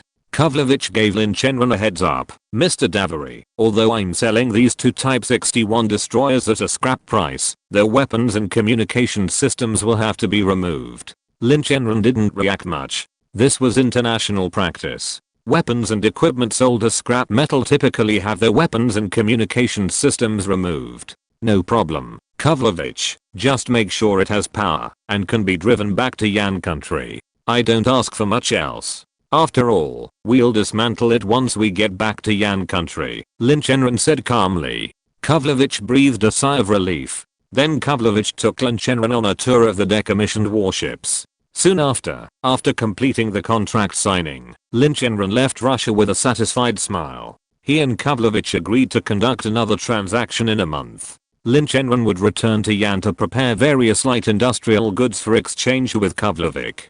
Kavlovich would report the situation to his superiors. He knew that this international trade business was not something he could monopolize alone, and that he would need to find more partners and resources to ensure his own safety. He also planned to invite a group of like-minded Davari to join his camp to share the risks. If difficulties or problems arose, they could face them together. Once they had earned enough money, they could leave Russia and enjoy a new life in other countries. Upon returning to Yan, Lin Chenran immediately instructed his men to send telegrams to the second textile factory and his own 077 mechanical arsenal, requesting that they prepare the required goods as soon as possible and deliver them to the Yan border. These goods would eventually enter Russia, completing the transaction with Kavlovich. The previous batch of goods was limited in quantity and could not meet Kavlovich's needs, nor could he trade for a large number of scrapped and retired tanks and 2 retired Type 61 destroyers. Lin Chenran took the opportunity to go back to the capital. As soon as he returned home, he was called to the study by his grandfather for a talk. Lin Chenran knew that this conversation might be related to his trip to the Bear Country. Walking to the door of the study, Lin Chenran knocked gently, then pushed the door open and walked in. "Grandpa." Lin Chenran greeted with a smile when he saw Grandpa Lin sitting at the desk. Grandpa Lin raised his head when he heard the voice, a kind smile on his face. "You're back, sit down." Lin Chenran walked to the sofa, sat down and looked at Grandpa Lin. Grandpa Lin also put down the documents in his hand, stood up and walked to Lin Chenran, looked at him lovingly and said, "What did you gain from your trip to the Bear Country?" Lin Chenran smiled slightly. "The gain is not bad. It can be regarded as helping the 077 mechanical arsenal to open up the road to international trade." Oh. Grandpa Lin did not expect that his grandson could actually open up a deal with the Bear Country. "Tell me slowly, I want to hear it." Grandpa Lin instantly became interested. Lin Chenran briefly told his grandfather what happened after he entered Vladivostok. Grandpa Lin was completely surprised. He didn't expect Lin Chenran to break the deadlock like this. And he also established a relationship with the Deputy Chief of Staff of the Far East Fleet, Kavlovich. "Chenran, you did a good job." Upon hearing this, Grandpa Lin praised him repeatedly. Although Lin Chenran did not get the relevant technical patents and related production lines of the 760 horsepower 4-stroke V-type 12-cylinder V46 diesel engine for the 077 mechanical arsenal this time, at least he established a relationship with the middle and senior management of the Russian Far East Fleet. As the transaction between the two sides becomes more and more in-depth, it should be relatively simple to obtain the technology and related production lines of the 760 horsepower 4-stroke V-type 12-cylinder V46 diesel engine in the future, especially since this engine technology has been eliminated by the Russians. Moreover, the second-generation main battle tank of the 077 mechanical arsenal is still at the stage of design and development, and there is no urgent need for a 760 horsepower 4-stroke V12-cylinder V46 diesel engine. Now Lin Chenran's main task is to build a good relationship with Kavlovich. Lin Chenran scratched his head. "Not bad." Old Master Lin laughed and scolded, "You kid, you are still out of breath. What about the 2 Type 61 destroyers?" According to Old Master Lin's idea, that is whether they can be used in the Navy.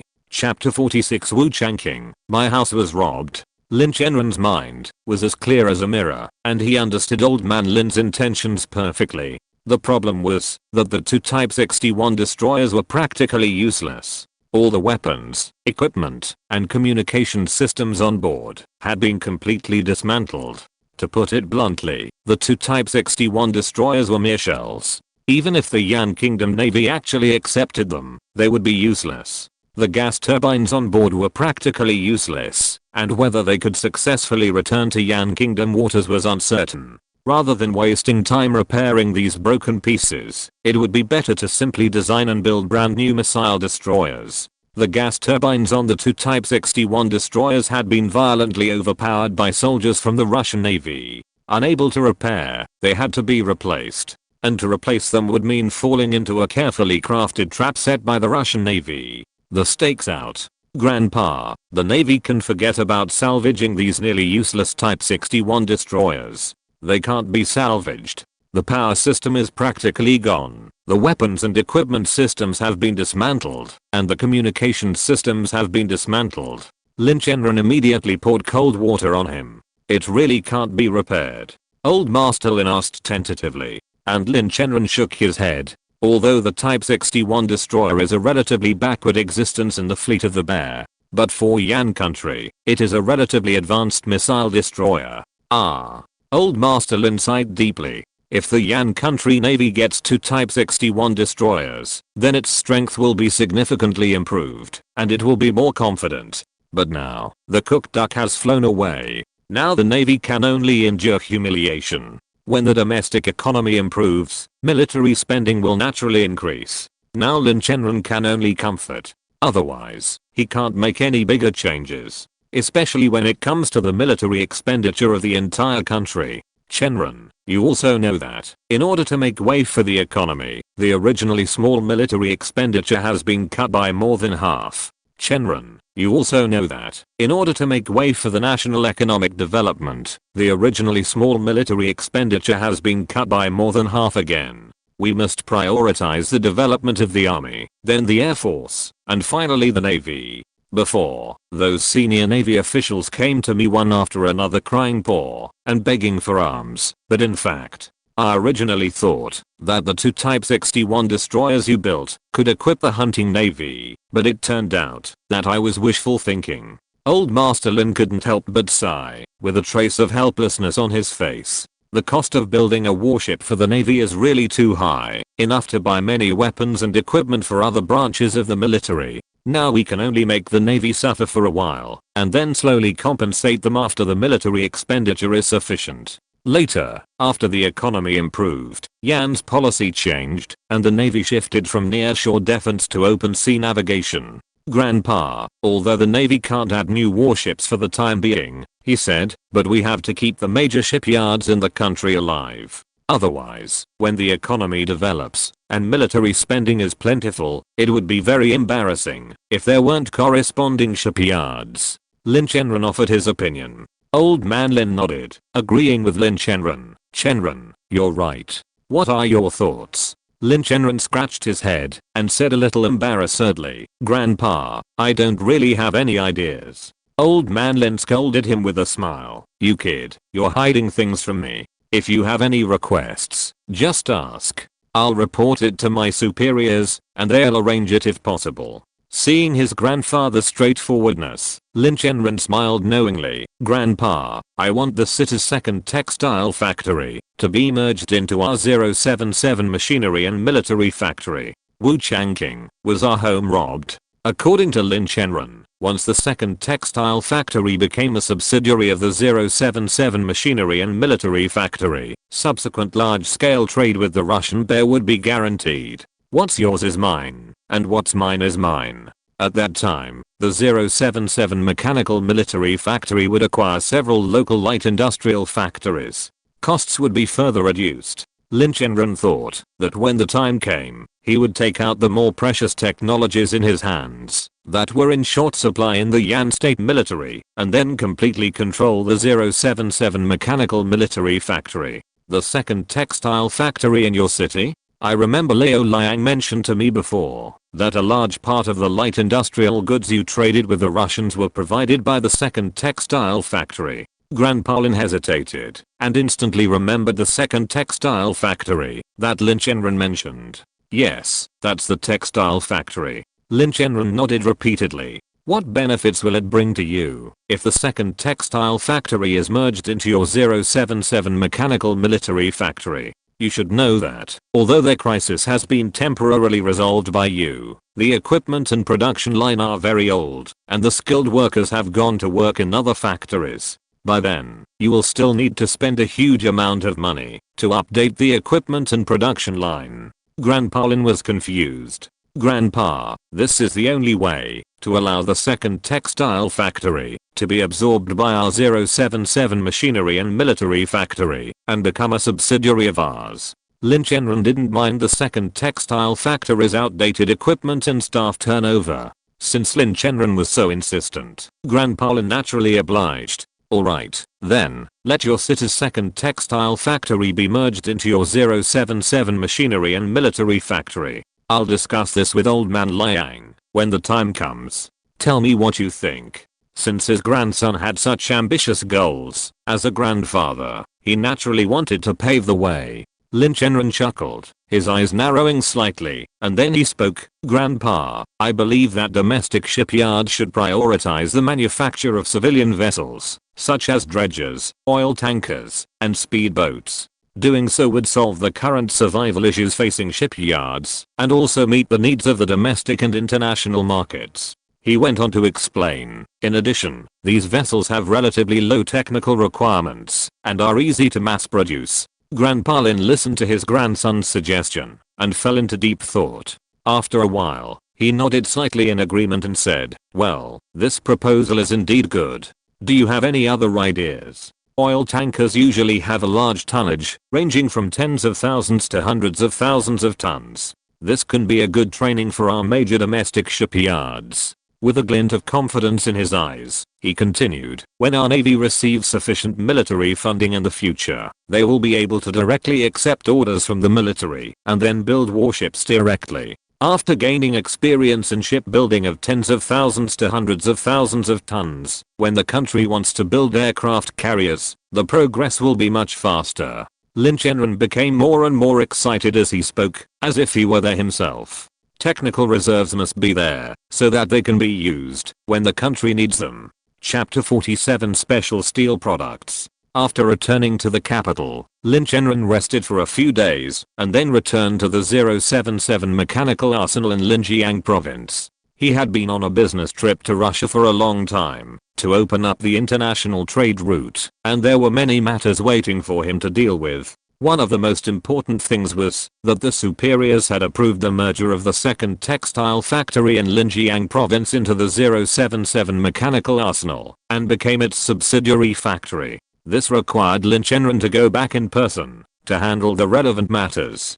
To this end, the superiors also put forward some conditions. The two Type 61 destroyers that Lin Chenran brought back from Russia belonged to the superior department. Of course, they were willing to buy them from the 077 Mechanical Arsenal at a scrap price. Obviously, many senior executives still did not give up hope. They wanted to try to see if they could repair the two Type 61 destroyers. Even if they could not be repaired, they hoped to gamble whether the gas turbines on the ship were intact. Lin Chenran was naturally very happy to accept it. The original plan was to find a shipyard, to dismantle the two Type 61 destroyers, and melt the steel of the hull. Most of the Type 61 destroyers are made of special steel, which is a high-strength civilian steel even after being melted. The decision made by the superior leader just met his expectations, which not only solved the problem, but also met the needs of all parties. Kill two birds with one stone. Kill two birds with one stone. Linjiang Province 077 Mechanical Arsenal. At this time, Song Xian had learned from the phone that his factory director had returned from the capital. He organized a group of senior leaders early and waited quietly for the return of the factory director at the gate of the 077 Mechanical Arsenal. Time passed by minute, and finally, a black car slowly drove into view and stopped in front of the factory gate. The car door opened, and Lin Chenran walked out. His figure was upright and resolute, with a confident smile on his face. He was wearing a neat suit, and looked particularly energetic. When Lin Chenran saw the senior executives of the 077 Mechanical Arsenal, he was moved. Lin Chenran stepped forward quickly, firmly grasped Song Xian's hand, and expressed his sincere gratitude. "Mr. Song, and everyone, what are you doing?" His tone was filled with warmth and gratitude, his eyes gleaming with sincerity. "This is so grand," Lin Chenran exclaimed, sensing the respect and expectations placed upon him by everyone. "It makes me a little embarrassed," he said with a smile, yet his heart felt incredibly warm. All the senior executives at the 077 Machinery and Arsenal knew of Lin Chenran's extraordinary abilities, yet he maintained a low-key and pragmatic demeanor. "Director Lin, you've been away on business for so long, working tirelessly to pave the way for our factory to enter the international trade market. It's only fitting that we welcome you here," Song Xian said. The other senior executives at the 077 Machinery and Arsenal echoed his sentiments. "Yes, that's what we should do. Director Lin, thank you for your hard work." Seeing this, Lin Chenran bowed to the crowd in gratitude. Thank you all for your concern and support. Let's work together to make our factory even better. Immediately, the senior executives at the 077 machinery and arsenal applauded. Then Lin Chenran led everyone to the conference room. In the spacious and bright conference room, there was a huge oval conference table surrounded by comfortable chairs. After the senior executives of the 077 mechanical arsenal sat down, the meeting officially began. This time, my international trade journey to the Russian bear was very smooth, and there will be transactions one after another. Lin Chenran stood at one end of the conference table, his voice clear and firm, revealing a sense of confidence and determination. At that time, we must select a senior executive present to go to the borderline between China and the Russian bear to trade. Lin Chenran's eyes swept over everyone present, his eyes flashing with expectation and trust. Lin Chenran spoke directly to the point. As for who to choose, Lin Chenran of course had to discuss it with Song Xian. There are various temptations in the transaction, and it is necessary to select a battle-hardened, upright, and most importantly, a senior executive who can drink very well. After all, the Russians are known for their love of alcohol. If they can't convince their opponents over the wine table, they might not be able to control them. Previously, Lin Chenran's heavy drinking at the Red Romance Tavern in Vladivostok caught Kovlevich's attention, which led to the subsequent cooperation between the two parties. Once the cooperation between the two sides has stabilized, Lin Chenran will consider assigning a senior executive to take charge of the specific matters. In the early stages, the executive will only learn from Lin Chenran how to handle the transactions between the two parties. The second thing is that the province has agreed to the annexation of the second textile factory by our 077 machinery and military factory, making it a subsidiary of our factory. Lin Chenran smiled, taking the opportunity to announce another piece of great news. Thunderous applause suddenly broke out in the conference room, lasting for a long time. The senior executives of the 077 machinery and military factory had never expected their director to act so quickly. How long had it been? He had directly made the second textile factory a subsidiary of the 077 machinery and military factory. It was simply a miracle. At the same time, they couldn't help but start to doubt the true identity of their own factory director. He was able to come here quickly and get the Linjiang provincial officials to agree to merge the second textile factory into the 077 mechanical military factory. Such a thing would not be completed so quickly without a relatively deep background. In the past, it was rumored in the factory that Lin Chenran's background was not simple. He was very familiar with the top leader of Linjiang province, Mr. Liang. And now it is even more complicated. Among the people present, only Song Xian knew Lin Chenran's true identity. Mr. Song, when the time comes, please come with me to the second textile factory to connect with Wu Changqing. Lin Chenran continued. No problem. Song Xian responded lightly. At this time, he wanted to know what Wu Changqing thought after receiving the order from his superiors to merge the second textile factory into the 077 mechanical military factory. Wu Changqing must have a very complicated mood. Then, Lin Chenran asked each senior executive to report on the situation at hand. Song Xian reported the situation first. Director Lin, not long ago, businessmen from Saudi Arabia in the Camel area came to discuss matters concerning the Type 59 civilian engineering vehicle. They asked to see you and then discuss the follow-up.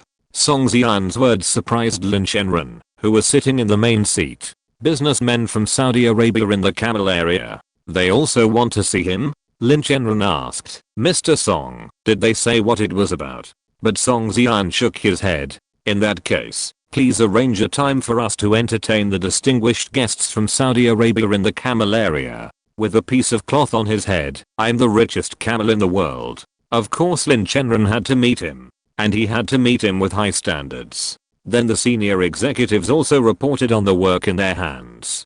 Director Lin, the special steel we mentioned before has been finished. Lin Chenran was surprised when he heard this. Are there finished products? Chapter 48. 80mm special steel plate. I resist. I resist. I can still resist. Using vibranium as a template, a new special steel was being molded. Yes, we've made it. Hu Xiaofan, the project leader for the special steel, said excitedly. His voice trembled slightly. We followed the formula given by Director Lin, and after numerous tests, we've finally created a brand new special steel.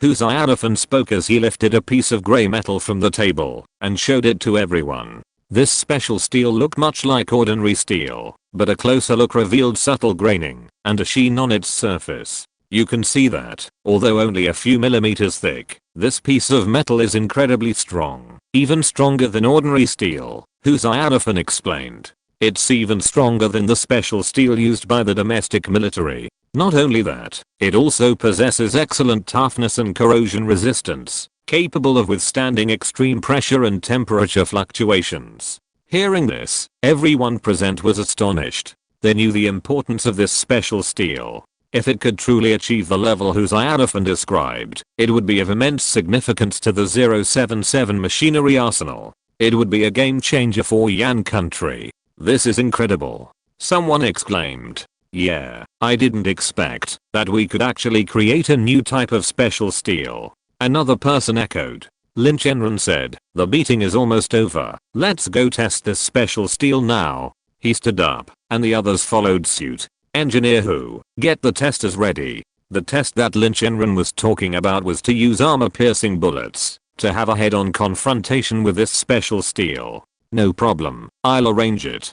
Huzaiadafan was very excited. If it really works, then, this time, Lin Chenran specifically asked Huzaiadafan to arrange a tank to come over and to use armor-piercing bullets and then fire a shot at the newly developed special steel. He wanted to see whether the armor-piercing bullets could penetrate the special steel or whether the special steel could withstand the attack of the armor-piercing bullets. When Lin Chenran and others arrived at the experimental site, they saw a Type 59 tank parked there quietly. When Huzaiadafan saw Lin Chenran and other senior executives of the 077 mechanical arsenal arrived, he hurried over.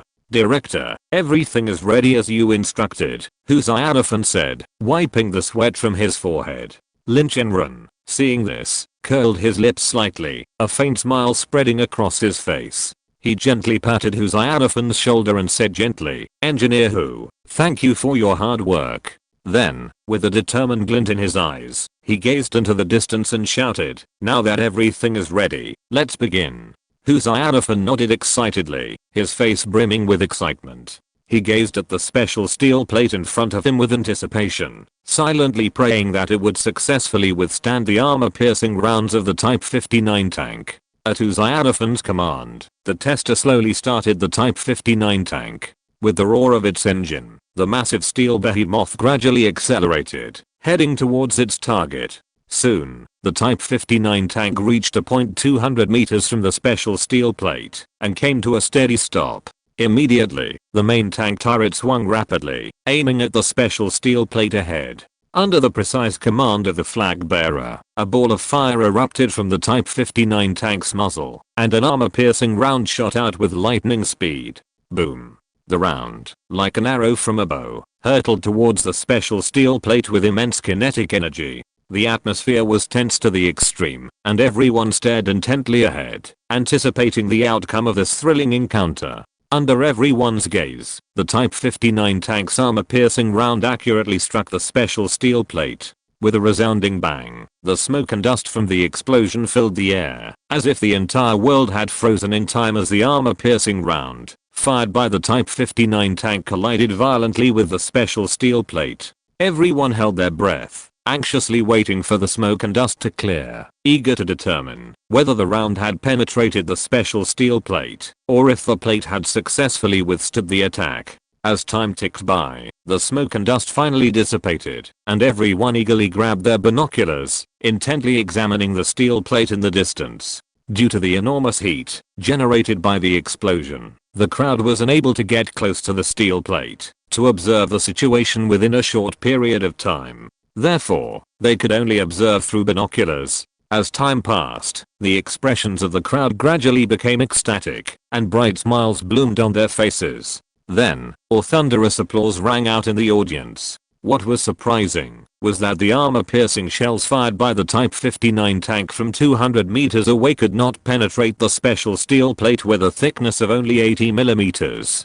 A closer look revealed that only traces of gunpowder from the explosion remained on the special steel, and the warhead of the armor-piercing shell was not far away. This small attempt greatly encouraged the senior executives of the 077 mechanical arsenal. Each of them was flushed with excitement, and their eyes were shining with excitement. This was the first special steel they had designed and developed in-house. Although it was only at a distance of 200 meters, it was enough to prove the powerful strength of this new special steel. Lin Chenran was also happy to see everyone so excited. He struck while the iron was hot, saying to Huzaiafan, who was standing nearby, "Engineer Hu, you can have a tester pilot a Type 59 tank and fire an armor-piercing round at a distance of 150 meters from another special steel plate." Upon hearing this, Huzaiafan immediately dispatched the Type 59 tank to the designated location and prepared the round. With a command, the Type 59 tank opened fire again, and the round flew towards the target like lightning.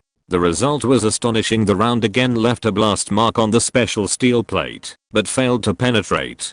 The tester then fired the round at distances of 100, 50, and 20 meters. With each shot, the special steel plate demonstrated its astonishing defensive power, with the round inflicting no substantial damage. Only when fired at 20 meters did the round get stuck on the special steel plate, failing to penetrate. This remarkable result astounded everyone present. Thunderous applause erupted again. This is truly amazing.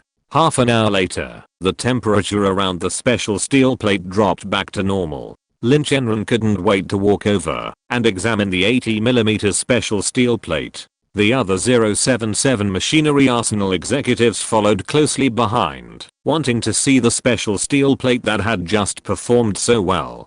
If you're listening to this novel on a channel other than Fanfic World, it means they downloaded and uploaded it without effort. We cordially invite you to visit our channel, Mundo Fanfic Novelos. There you'll find the original version of this story and you can explore many other novels of various genres. We're waiting for you to immerse yourself in a world of incredible novels. Chapter 49.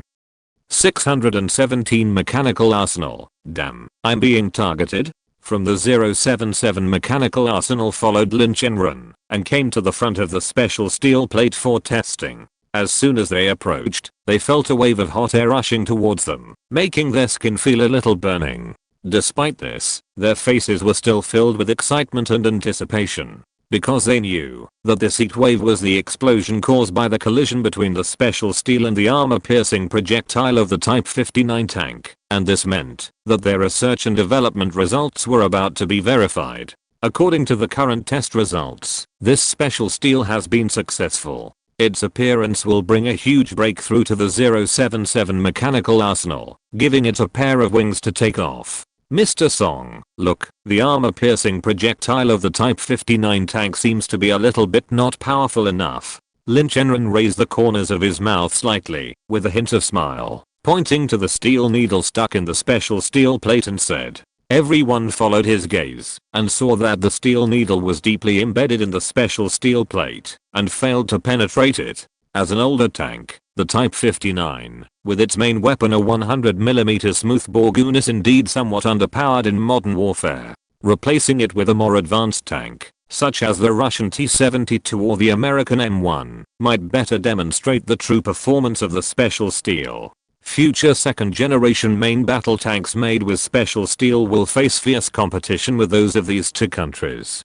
Song Zian smiled dryly upon hearing this. Director, while I agree with you, we simply don't have the Russian T-72 or the American M1.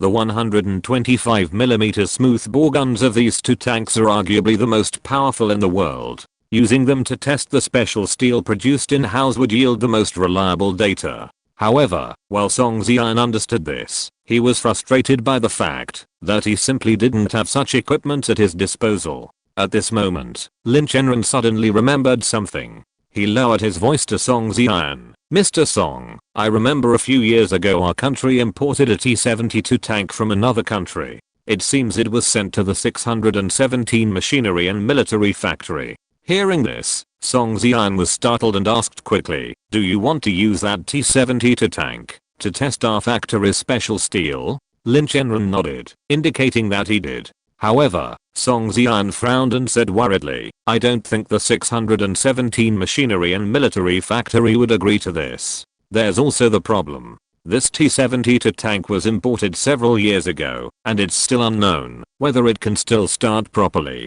Normally, the 617 machinery and military factory would have disassembled the T-72 tank and conducted in-depth research and analysis. Therefore, finding a functioning T-72 tank would be a difficult task. You can give it a try. When the time comes, we can contact Mr. ZHU. He shouldn't refuse our proposal. After all, the birth of this special steel will enable our country's military industry to take off. Lin Chenran thought it was worth a try. Senior military officials, I have no objection. What worries Lin Chenran and others the most now is, can this imported T-72 tank be installed back? Can it fire armor-piercing shells? The senior executives of the 077 mechanical arsenal returned to the factory from the test site with satisfaction and quickly devoted themselves to busier work. At the same time, Lin Chenran and Song Zian also returned to the office together. As soon as he entered the office, Lin Chenran couldn't wait to pick up the phone on the desk. He wanted to contact the Yan state military and inform the other party that his own special steel had been successfully developed. So, in front of Song Zian, Lin Chenran did not hesitate to call the head of the military equipment department, Mr. Wei. Beep beep. The phone continued to ring, but no one answered. After a long while, a voice finally came from the other end of the phone. Hello. Who is this? The person who answered the phone was Mr. Wei, the head of the military equipment department. His voice sounded very confident. After hearing Mr. Wei's response, Lin Chenran hurriedly said, Hello, Mr. Wei, I'm Lin Chenran. Is it convenient for you to answer the phone now? Mr. Wei replied, Oh, it's Lin. Tell me what's the matter. I have a very important meeting that needs to be chaired later. You only have 3 minutes. Lin Chenran reported. As soon as he heard it, Mr. Wei, the special steel of our 077 mechanical arsenal has been successfully developed, and we just conducted a test on it. He deliberately did not tell Mr. Wei the test results, but playfully whetted the other party's appetite.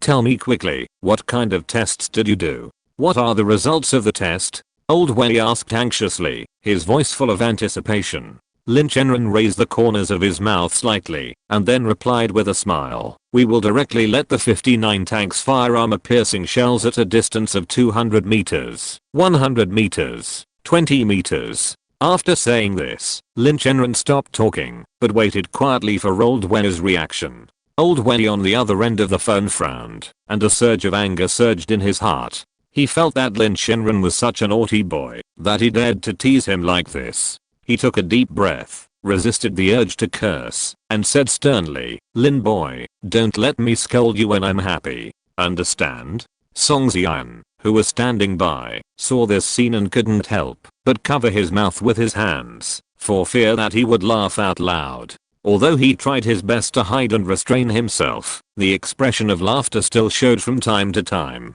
He thought to himself, I'm a professional, I won't laugh, unless I really can't help it. There is no way, it's too funny. No, no, no. Mr. Wei, I was wrong. Lin Chenran immediately admitted his mistake after hearing this. Tell me, what are the results of the experiment? Although he was teased by Lin Chenran, he was more concerned about the performance of the special steel produced by the 077 mechanical arsenal. Mr. Wei, sit tight. Then Lin Chenran slowly said, the Type 59 tank fired an armor-piercing shell at 200 meters, 100 meters, 20 meters. As a result, only the armor-piercing shell at a distance of 20 meters could be stuck on the 80mm steel plate, but it did not penetrate. At other distances, the armor-piercing rounds only exploded, causing no damage to the 80mm steel plate. Lin Chenran proudly announced the good news to Elder Wei. Really? Lin boy, you're not lying to me?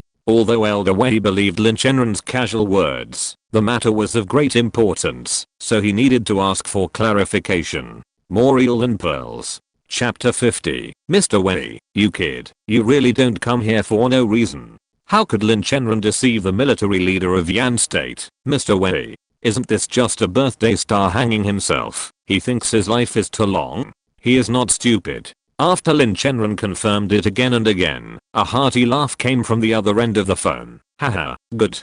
Good. Lin boy, letting you be the director of the 077 mechanical arsenal is really the wisest choice we have ever made.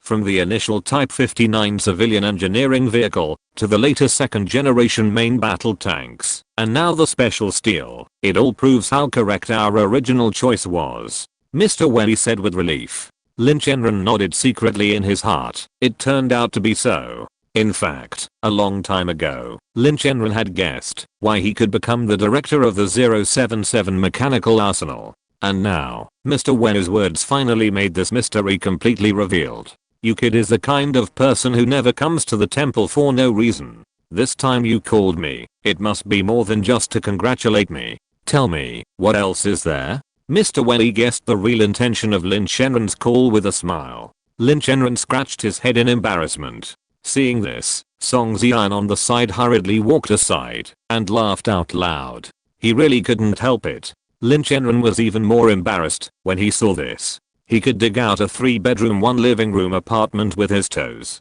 Seeing that Lin Chenran had not replied to him for a long time, Mr. Welly on the other end of the phone urged impatiently, Lin boy, do you have it? If not, I will hang up directly. Then come to the 077 mechanical arsenal to see the special steel you manufacture up close. After that, he pretended to hang up the phone. When Lin Chenran heard this, he immediately became anxious and shouted quickly, no, no, no, Mr. Welly, don't hang up the phone yet. Mr. Welly was secretly proud of himself, thinking that this kid really had something to ask of him, but he pretended to be impatient and said, what's the matter? What's the matter? Hurry up and tell me. Lin Chenran hurriedly explained, Mr. Welly, you are really as good as a god. I do need your help with some things, and only you can help me solve this problem. After hearing this, Mr. Welly couldn't help but raise the corners of his mouth slightly, and he was secretly happy in his heart. I don't believe that I can't subdue you, the monkey. However, he still suppressed his smile and asked seriously, oh, really? Then tell me what it is, and I'm the only one who can help you? Tell me. I can help. I will definitely help. Lin Chenran went straight to the point and said, Mr. Welly, I want to use the T-72 tank to test the special steel manufactured by our 077 mechanical arsenal. After firmly stating his intention, he continued, you know the Type 59 tank's main weapon is only a 100mm smoothbore gun, and its performance and power are relatively backward. Our future second generation main battle tank will face fierce competition from other countries. Without detailed data, how can we ensure our tanks will gain an advantage? I heard that a few years ago, the military imported a T-72 tank from another country and handed it over to the 617th Machinery and Military Factory for various data measurements and replication work. Upon hearing this, Mr. Welly on the other end of the phone understood instantly. Using the Type 59 tank to test special steel, even if the special steel ultimately prevailed, would hardly prove its true strength. This is because the Type 59 tank is a product from before the 1950s, and now it's the 1980s. With the rapid development of technology, military equipment is also changing with each passing day. If the outdated Type 59 tank is used to test special steel, the data obtained may be inaccurate. After all, the Type 59 tank's performance has long been lagging behind. Now Lin Chenran proposed using the T-72 tank to compete head-on with the special steel manufactured by the 077 Machinery and Military Factory. There is nothing wrong with that. Elder Welly would undoubtedly support this proposal. However, he didn't know the status of the T-72 tank. Lin, your proposal is indeed sound, but the problem is, I'm not entirely sure whether the T-72 tanks at the 617th Mechanical Arsenal are still functioning properly, or can fire armor-piercing rounds. After all, this tank has been sitting at the 617th Mechanical Arsenal for several years. We'll need to ask them about its specific condition. Elder Welly initially agreed with Lin Chenran's idea, but at the same time, he also poured cold water on him, warning him not to be overly optimistic. There was still uncertainty about whether the T-72 tank could still operate properly and fire armor-piercing rounds. I know, I just want to push for it. Lin Chenran continued, you need to speak up for this matter. After all, you have more influence than us. Although we have a good relationship with Elder ZHU, you have to remember that there's more at the top of the 617th Mechanical Arsenal than just Elder ZHU. Lin Chenran took the opportunity to flatter him, suggesting that Elder Wei would have to intervene in this matter.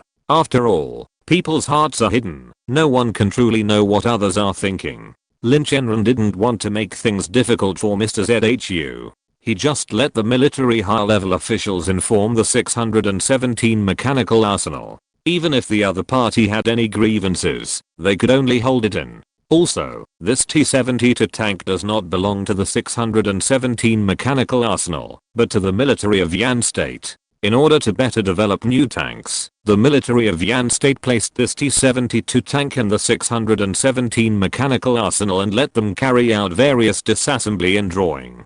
Mr. Wei understood instantly and smiled slightly. "You kid, you really don't come here for no reason. You always make a mess for me. I finally know why you didn't tell old man Lin that the trap was here and let me jump into the trap you designed."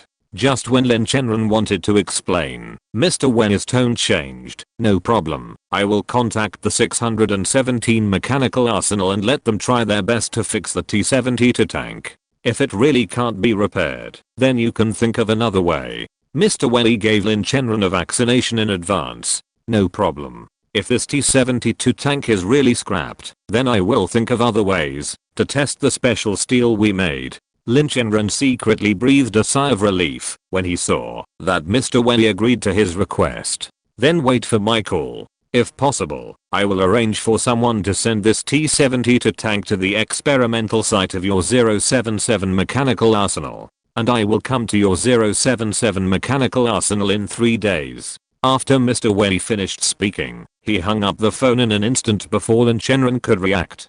Beep beep beep. Lin Chenran did not react for a moment.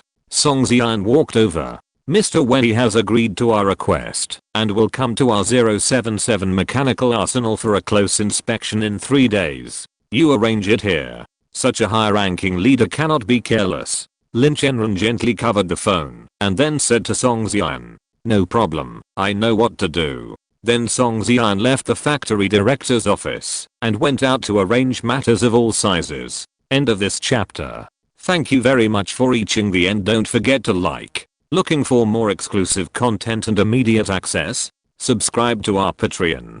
Remember, every like, subscription, or donation encourages us to continue. Thanks to everyone. See you in the next video.